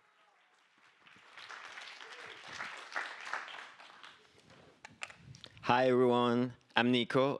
I'm an audio STA level 3, and I'm a senior AET student, Arts and Entertainment Technologies, and I'm here to, the clicker. And I'm here to talk to you about my first solo live event with LATE's Poetry by the Pond. Poetry by the Pond was an outdoor poetry reading by the Turtle Pond. Next to the fact, there was a student audience of about 100 students, both in seats and in the grass, and it was a beautiful day. These performances were very emotional. Some people were crying on stage and stuff. So the audio needed to be very clear and seamless because it would ruin the intimateness of the moment. So a couple days before, I did some pre-planning. First, this is a signal flow diagram which maps the audio signal from the source to the speaker. And then after that, I did the packing list, which you would think is just a speaker and a mic, but it's usually 2 carts full of stuff like wireless receivers and even lights. Then it was time for loading the day of the event. We put everything on the carts and pushed it up the hill, which was kind of a workout. But thank you, Brianna and Isabella, for helping out. And then once we're there, we find power first, set up the speaker, set up the mixer, and run cables at the very end to keep it neat and organized. Then it was time for sound check. first thing we do is set the proper gain for the microphone, which is the voltage applied to the microphone. We try to find a good balance between like a clean signal, but not too loud to avoid distortion and clipping. And then another important thing that is often overlooked is the speaker placement. This was a pretty wide area, so we had to put 2 speakers on each side in a 45-degree angle to have like a wide coverage, and very importantly, put them in front of the reader, because we don't want the microphone to pick up what the speaker is taking out. Because this will amplify the sound and go again, turn into a loop, and turn into that very annoying sound we all know as feedback. Then it was time for running audio. This was my favorite part. We just listened to the speakers, but it was very important to be very attentive and adapting. Every person has a different voice. And so doing EQ adjustments on the fly was very important, and also gain because of the proximity of the mic. And also we could set the music, which is usually pretty fun. And then it was time to strike up. We put everything in the cards, took it back. It was like 10 p.m. But I somehow jammed the lock that day, and I couldn't leave. But I called Jacob. He came all the way from home, helped me out, helped me fix it, and saved me from sleeping in the couch in the equipment room. So yeah, I learned a lot from this experience. It really gave me a lot of confidence in being able to run a live event and communicate with the client effectively. So yeah, thank you for the trust. Thank you so much. I want to say that LATE has been a very pivotal part of my college experience. It's taught me a lot. Thank you, Will. Thank you, Kat, for all your patience and time invested in my learning. And now I feel more than ready to continue my career as an audio engineer thanks to my time here. So thank you.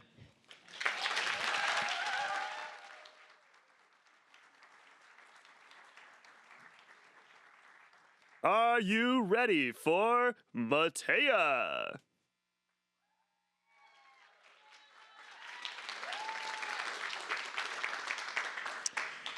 Hey guys, my name is Matea Galloway. I am a junior RTF and English double major, and I'm a level 4 video STA at LAITS. And today I will be talking about the CNS lab demos. So what are the CNS lab demos, you may wonder? They are a series of lab safety videos intended for entry-level chemistry 301 and 302 students in CNS in order to explain lab rules and procedures. So I knew that many students would be viewing these each semester.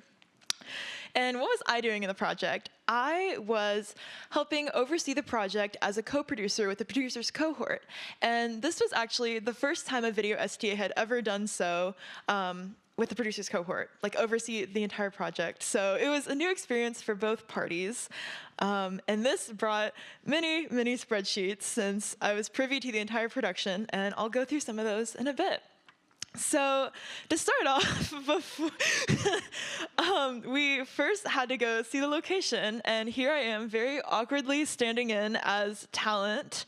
And as you can see, I am not wearing a lab safety coat, which is why we needed the videos, because that's not safe. So yeah, after we were able to scope out the location, we were able to prepare some of our pre-production materials like the shot list, since we knew we'd have 3 different cameras in 3 different settings, as well as the schedule breakdown since we knew we'd had limited time in the space. And then that made us prepared for production. Wait, production. Guys, production is coming, I promise. Oh, okay, there it was. Yeah, so we were in beautiful, beautiful Welch Hall, and as you can see to the very right, we had to set up a very creative camera rig, but it got the overhead shot that we needed. And what was I doing during the project? I was the script supervisor. Now, since there wasn't a traditional script, as in the talent was not saying lines word for word, I ended up I had to keep track of what they were saying or what lessons they were discussing, as well as when they would start, stop, or stumble, which helped me tremendously with the next part of the project, editing, which was by far the most taxing, time-consuming part of the project. And you know, brought more spreadsheets. I feel very predictable right now, but the spreadsheets are very helpful because usually when I'd edited a project for the producers cohort, I was just editing 1 or 2 or 3 videos. But here, there was a team working on over 20 videos, so we had to keep track of them in one place. And yeah, so how did I help with that? I helped sync the video and audio clips since there were 3 cameras as well as many different audio tracks, and I had to ensure that they were all in sync at the same time so that I could compose the sequence in Premiere.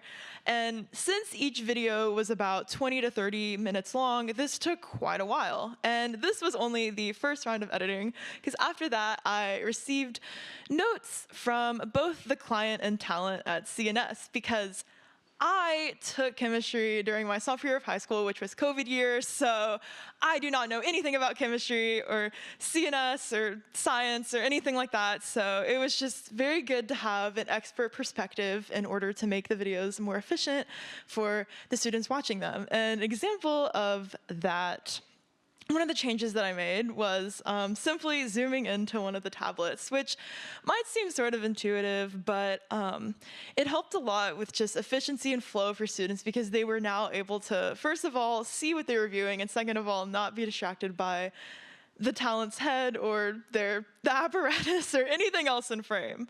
So a few takeaways from the project. First of all, spreadsheets. Pretty big fan.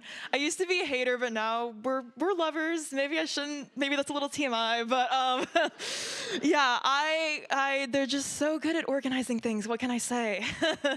And also, I've just been doing a lot of reflecting, you know, on my time at LAITS and just how much a learning environment is fostered here. All of the full-time employees that I worked with were just always checking for my understanding, and they were always allowing me to ask questions, but at the same time, they encouraged initiative and me applying the skills that I already know, which I was very thankful for. And I also recently learned that over 2,000 students view these videos each semester, which, as I've said before, I know nothing about science or CNS or whatever's going on there. So it was just very meaningful that I was able to be such an important part of such an important project for the UT community. Thank you, guys.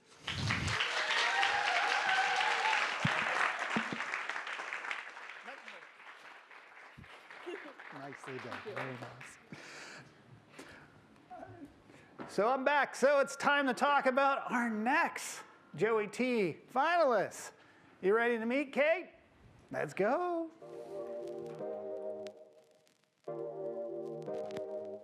Kate, I would say, has a great grasp on multiple different areas for the design team. Not only is she an exceptional designer, she is a project lead on a lot of tasks. So for one, she oversees a lot of our web design projects, being kind of a guide to other STAs by showing them how to structure their design proposals that we share to the clients, or even the layout of making sure that everything is readable and digestible. And she also is a project lead for one of our long-term projects, the TGDP banners, and she kind of oversees and ensures that the client is happy, the team is happy, and delegates different assignments to the STAs as well.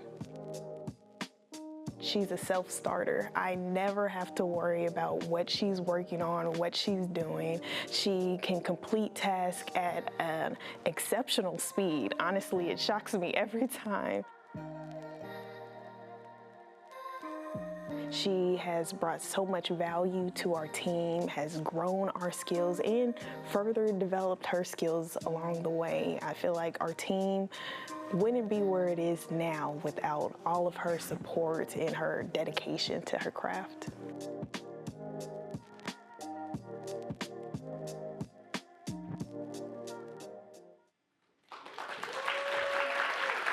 Please welcome the kind-hearted Kate Shee.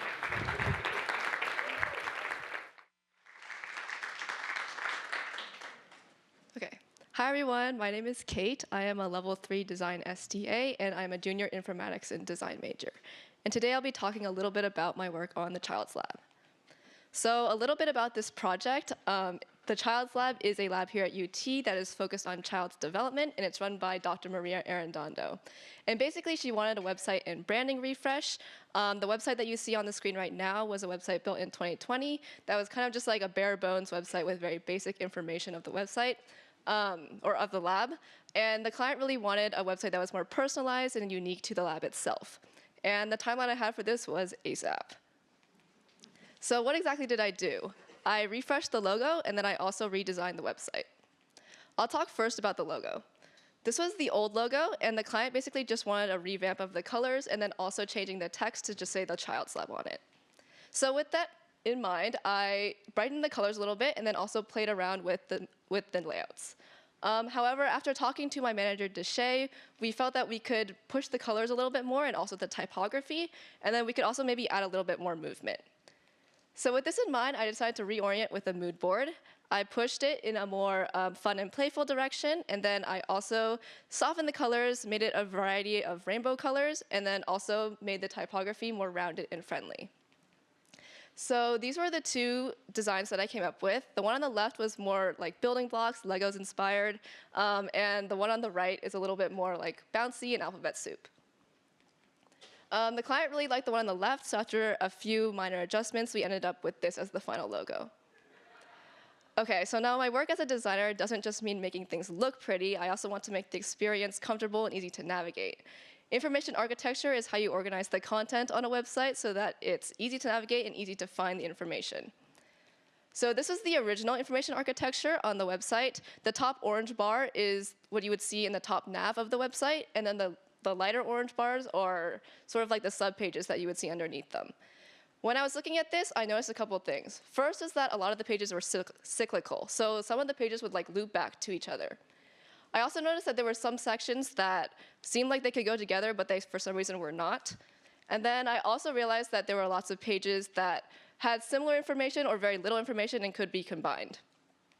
So with this, I decided to propose a new information architecture, basically removing the duplicates, removing all the cyclical pages, and I ended up with this. I also decided to rearrange some of the sections just to better meet the target audience. So for example, I moved the for parents section up, just because she did say that she wanted the website to be mostly for parents who are interested in the lab. With that, I moved on to the website redesign. I used Figma, which was mentioned earlier. But it's a software that designers use to lay out the pages of a website before actually developing them. And I basically just laid out every single page you saw on the previous slide with my new information architecture. With that, I decided to move on to the implementation and client handoff. I used WordPress for this, and I basically just implemented all of the global design styles, so that's something that you would see on every page. So for example, the top header, the logo, the fonts, the type, and the colors. And then with that, I handed it off to the client to make more personalized changes. Okay, so here are some takeaways I took away from this project. The first was the web dev project workflow. I got to communicate a lot with the client. I attended intake meetings and also submitted design proposals, which I had never done before. Second was that this was one of the first web development projects where the dev team and the design team worked together. So just deciding who did what part of the process design did, what part of the process dev did, just figuring out what parts of the work certain teams did. And then lastly was internal communication. The design team communicates very differently from the dev team, so just making sure that the workflow was as efficient as possible. And now for some personal reflections. This was my first web design project at Lates, which was super exciting because I am planning on going into user experience design, so it was very exciting to work with an actual client. Second was to not be afraid to take risks. If you noticed earlier, the logo that we started out with was very different from the logo that we ended up with, but that's okay because both me and the client were very happy with it, and we wouldn't have gone there without going outside of the initial ask. And then lastly is just taking ownership of your projects. I think for this project, I got a lot of opportunity to sort of make changes and design systems that future design STAs will use in their web development projects. So it was really meaningful for me to be able to create these systems that future colleagues of mine will be able to use in the future as well. Thanks for listening.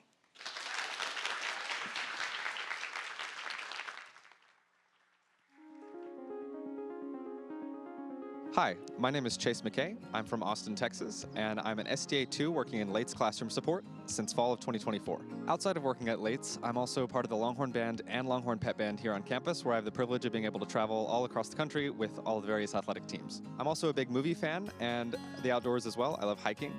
And a random fun fact about me is that I can recite the first 30 digits of pi. Thank you so much for including me in this year's Late's STA presentation. Get excited for Astrid!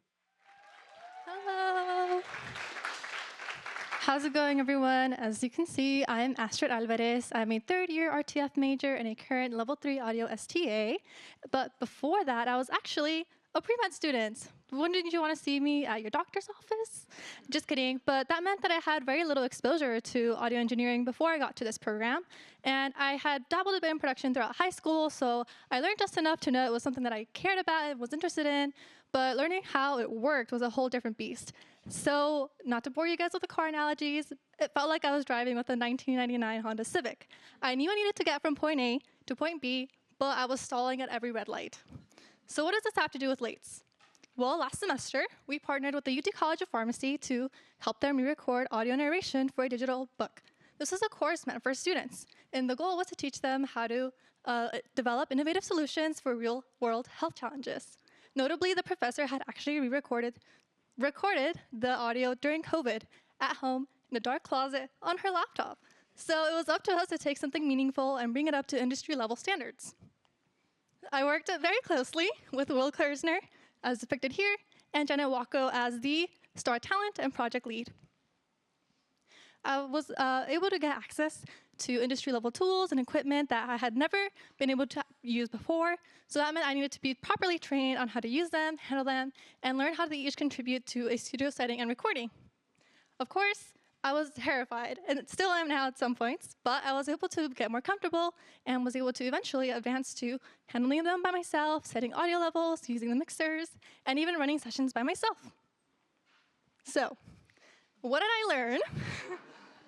I quickly realized that for us, recording is not just pressing a button and watching it all go together. It means that we have to actively listen. Wow.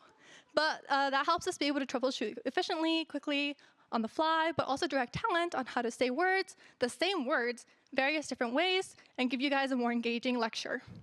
And like I said before, I had originally started by watching Will Kersner during these recordings, but eventually I was able to tune my ear well enough to be able to do them by myself.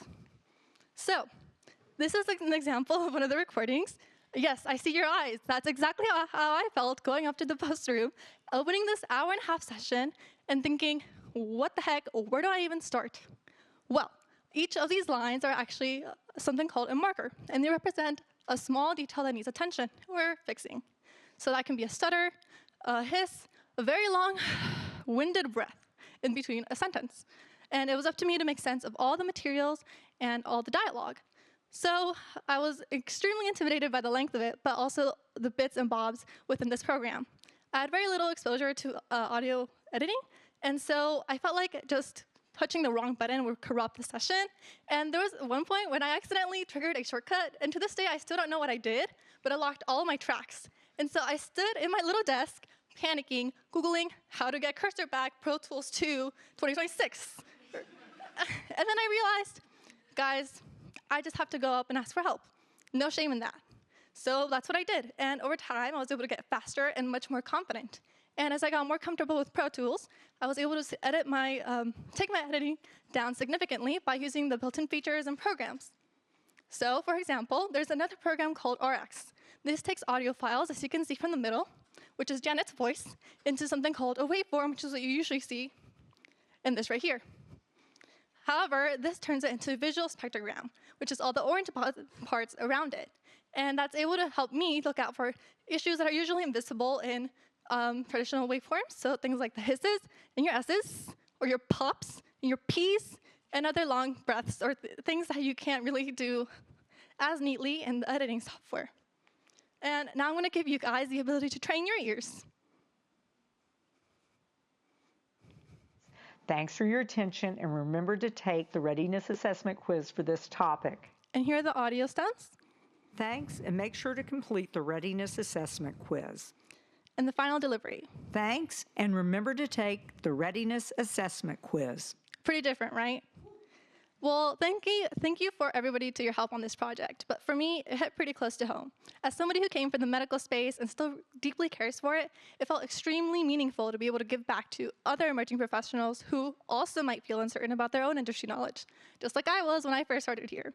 So Lates taught me that you don't have to start as an expert. You just have to be willing to learn, ask questions, press a lot of scary buttons, and eventually, that old Honda Civic from way back when isn't just something that gets you by. It's something that you trust yourself how to handle. Thank you.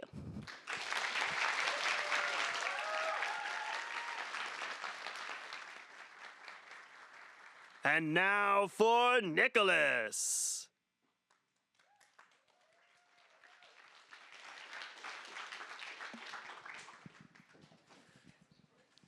Hello. Okay. Hello, my name is Nicholas Peasley. I'm a level 3 design STA and a junior informatics major. And today I'll be talking about the UT Summer Online campaign. So as I've gotten more experience as a designer, I've grown to know that design is a silent language. It is neither just the art of business or simply aesthetics. Design is actually the architecture and how we digest information. So in the context of the UT Summer Online course campaign, in the context of the UT Summer Online course campaign, this architecture served a really important but simple goal, which was to capture student interest and convert intentions into summer enrollments. So we started in the summer of 2025, and I was tasked with redesigning everything from postcards to posters and digital displays. But before I could touch a single pixel, I had to look at the data. I believe that good graphics can't exist in a vacuum. They need context to resonate. So we started by looking at data from students in the spring of 2025. We first looked at location. We noticed that there's a good majority of students who would probably be somewhere else during the summer. So we knew we couldn't choose UT campus or somewhere that's hyper-local for our main imagery. We needed to have versatile imagery that can connect to students wherever they are. But we also had to look at intent. With students balancing life, work, classes, and so many jobs, we knew that this campaign would be going against a really hectic student schedule. So we had to maintain focus on student motivators, like balancing workloads, graduating on time, degree fit, and most importantly, lower tuition rates for the courses. Ultimately, this data gave us the energy and direction for the whole campaign. The bulk of the campaign actually stems from this 11:17 poster. So because this is a redesign, I knew I had to audit all the components that I needed to keep. So I knew I needed to keep the $500 sticker, the visual motif, the QR code, the main tagline, the secondary tagline, and a bunch of other components. But I quickly realized my dilemma, that all the components that I needed to keep were essentially the whole entire poster. So I spent a lot of, maybe too many shifts, kind of just stuck changing little bits here and there, but not really getting anywhere. So to kind of revitalize this campaign, I started with building out the visual motif. I wanted to show connection and upward trajectory for this campaign. So I started off with these blobs that are kind of connected to each other. Yeah, it's kind of ugly, but yeah, it's a bit too scientific and kind of like little molecules. So I kind of went back to the old campaign. And it kind of wanted to evolve the line motif. I soon realized that lines were the perfect tool. They were simple, energetic, and kind of naturally guided the eyes exactly where they needed to go. So here's one of my very first iterations implementing the lines. As you can see, it's kind of rough. It's not that good. The lines don't guide where I want the viewer to look at. I forgot the sticker. I removed some text. And here's another iteration. The lines are slightly better. They started pointing towards the words. But as you take a step back, you realize that it's just really congested and there's no breathing room. Even though all the information is there, it's really hard to see what you want to look at. So through each iteration, I was able to sift through all the noise and kind of guide the path back to the call to action. And I did this through, yet again, data. I love data. But this form of data took form of a recurring eye tracking game that we'd play in the marketing team, or the marketing meetings. So Mike would have all of us close our eyes, and on the count of 3, we'd open them, and then we'd kind of note down the different components that we would see first. And I kind of want to play that little game with you guys today. So I want everyone to close their eyes real quick, and then on the count of 3, you'll open them and kind of just know which components you see first. Okay, 3, 2, 1. Okay. Does anyone want to share what they saw first? Shonda, yes. Did anyone have something different? Yes, you in the back. Oh, okay, okay. Thank you. So yeah, so I kind of wanted the viewer to kind of look at the photo, the sticker, and then naturally guide their eyes towards our many call to actions, whether it be the main headline, the website, or the QR code. So through more iterations and changing the gradients and rearranging the text, I finally got to the final 11 by 17 poster. Wow. Yeah. You kind of...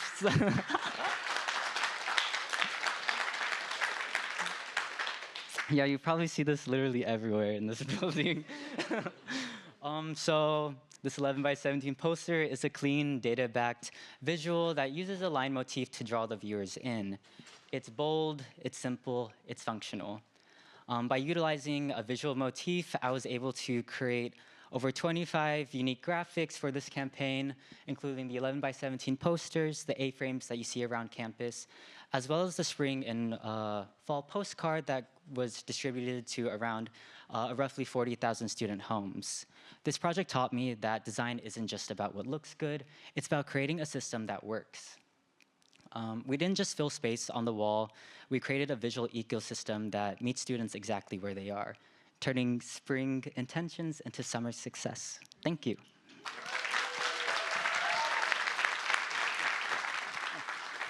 Hey, Nicholas, real quick. Hey, what's this ring here? Look at that, somebody got his senior ring today. Look at that, congratulations. Thank you so much. So that's the end of our STAs presenting, but we have a couple more presentations because every year I like to invite a couple first jobbers to present. And those of you that don't know, the First Job program is an extension of the STA program where some of our graduating seniors are able to be hired for a term time to continue their development and continue to help us reach all the stuff that Rob told us about earlier in the meeting. So, who are the two people that are going to present? Yeah, all right. Zara, you ready? Very nice. Everybody, Zara.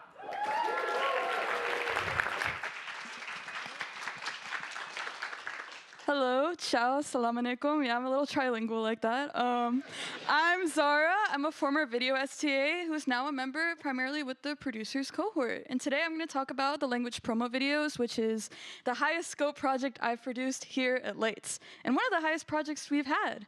So, yeah. Here's a little bit about the project. So these were 30 promotional videos produced for 30 language programs at UT.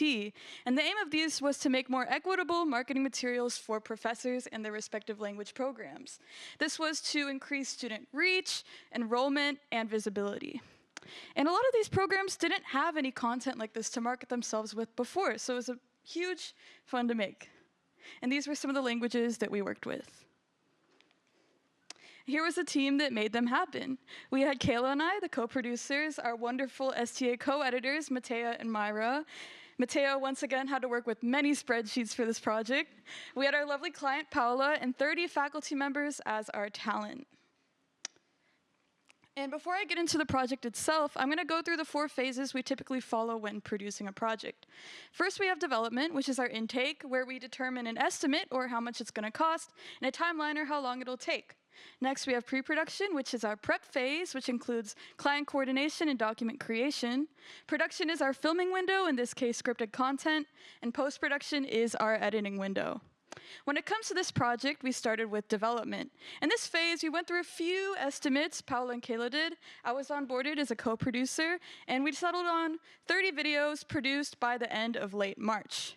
With pre-production, Kayla and I made things like call sheets, sign-up sheets, script and slide templates, and Matea and Myra did things like source backgrounds and find music for all of the professors and their languages.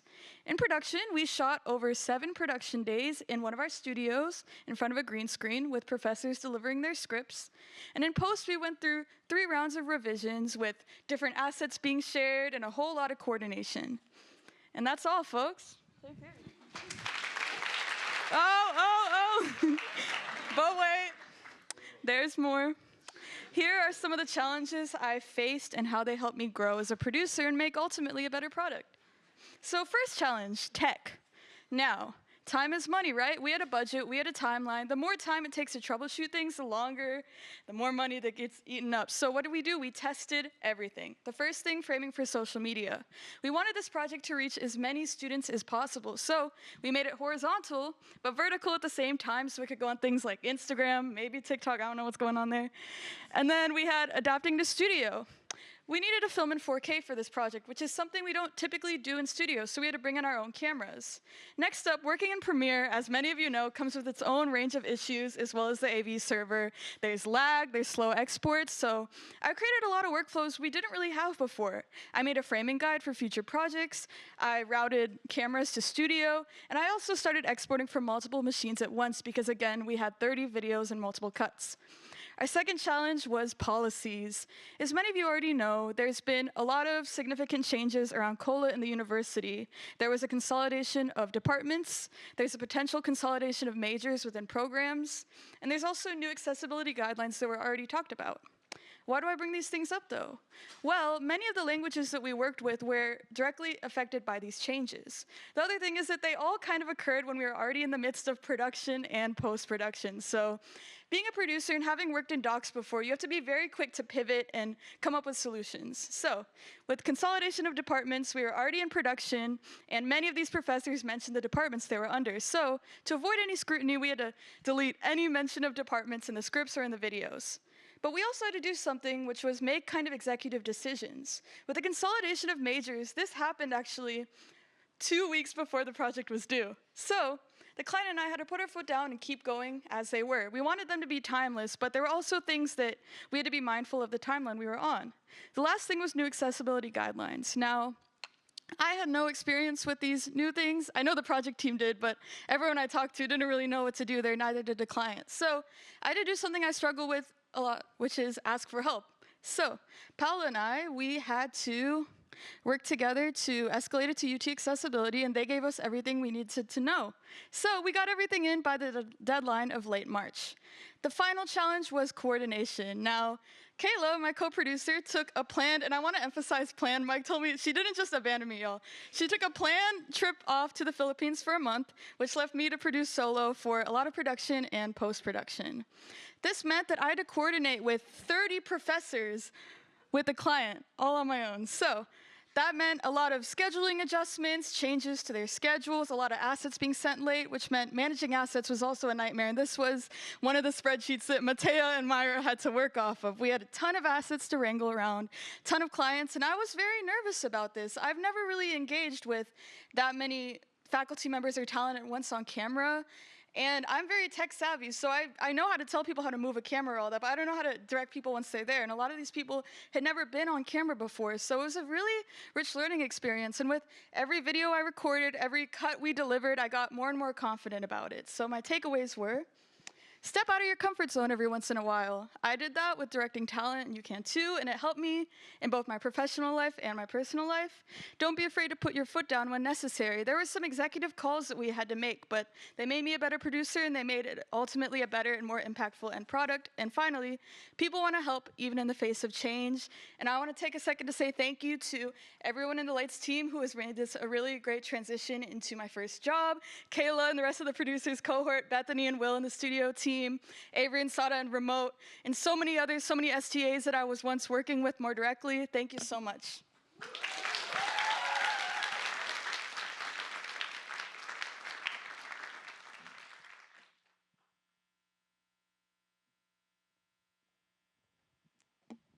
All right, hi y'all. Let's end off with another summer marketing pre-roll. All right, hi y'all. I'm Leela Mali. I am a first jobber on the design team, and this is the making of the summer marketing pre-roll. So long ago, back in 2020 to 2021, Lates had a previous summer marketing animation that encouraged students to sign up for their summer online classes during the time of quarantine. 5 years later, I joined Lates as a full-timer, and conveniently, summer marketing would like to make a new animation. With my previous animation experience, this was offered to me as to be a lead on the project, and I said yes. Now, Shonda already did an amazing job explaining the technical process to y'all, so I would like to walk y'all through some of the insights I had on leading a project like this, mainly through 3 main challenges. Challenge 1, where to start? So initially going into this project, I thought I was going to be told what scenes to include, what characters to show, and overall what to include throughout the video visually. While I was given a script and a rough audio for voiceover, Mike, Marla, and Myra gave me their complete trust to do whatever I wanted visually. I love freedom like a lot of y'all, but for someone like me, starting a project is way more daunting than actually doing it. But we gotta start somewhere, so let's make a sketch.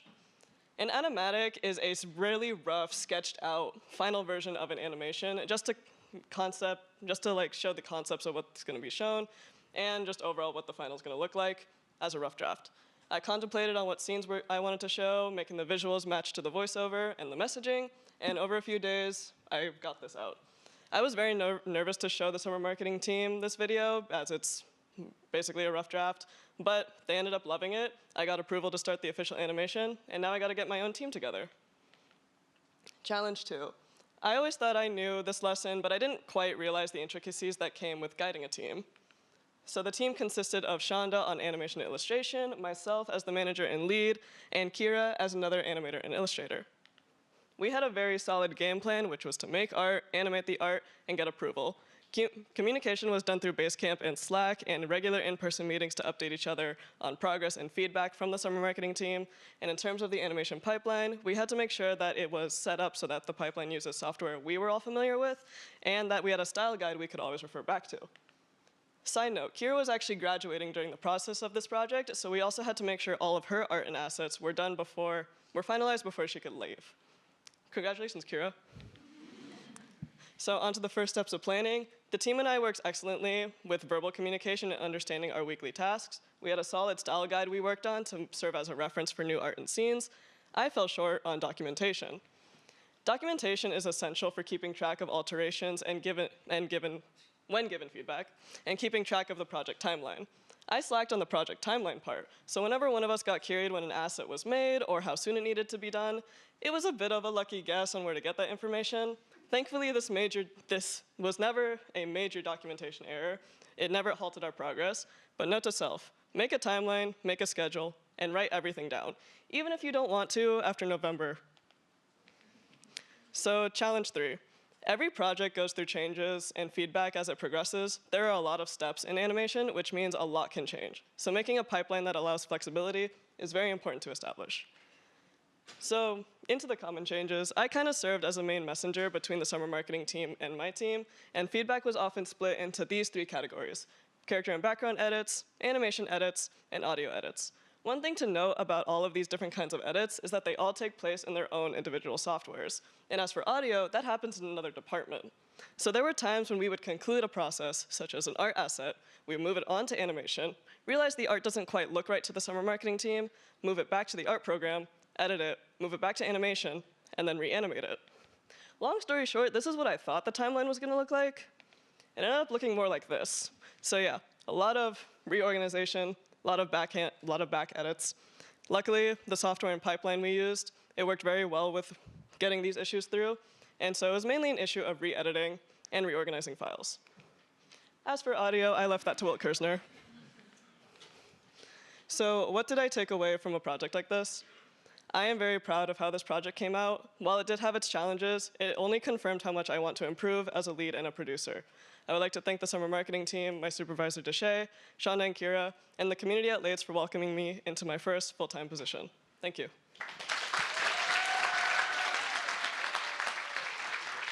Excellent.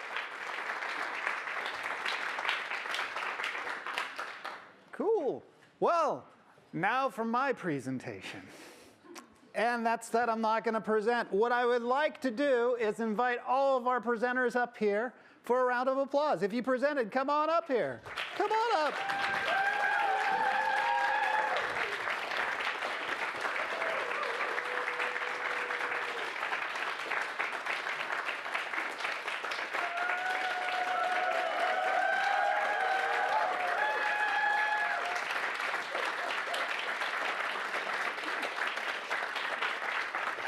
Now I'd like to invite any STAs, even if you didn't present, come on up, come on up. Come on, get over. Don't be shy.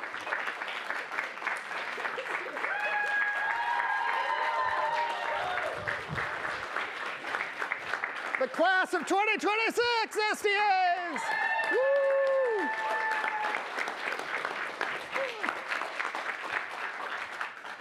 And now it's time to find out who is the recipient of the Joe Timbarge Outstanding STA Award. So please step forward, Jose, Kate, Steph.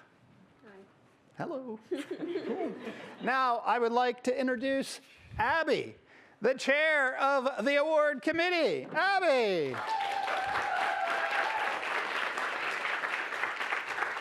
Thanks, Mike. So today I have the honor to announce this year's recipient of the Joseph C. Tenbarge Award.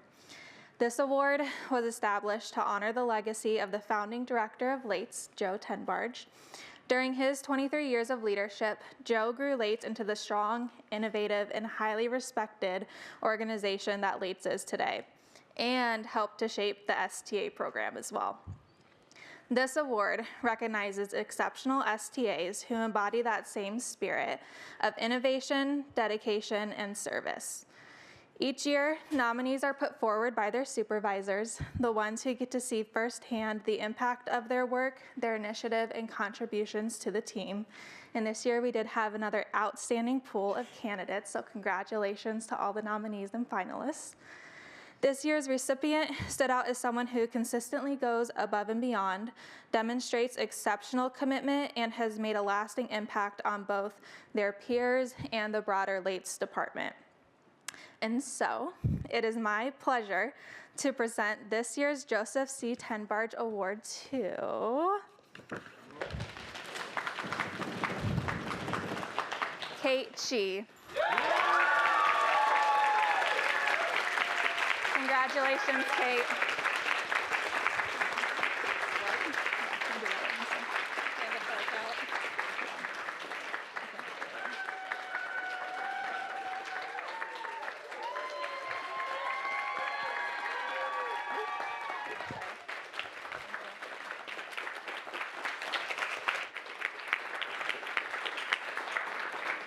Congratulations to all three of you. Congratulations and thank you to all of you. Like Rob said earlier, we couldn't do what we do without you. Thank you so much. Thank you, everybody, for coming out and supporting. Thank you, everybody watching online. Good night from Austin, Texas, to wherever you are. Cheers!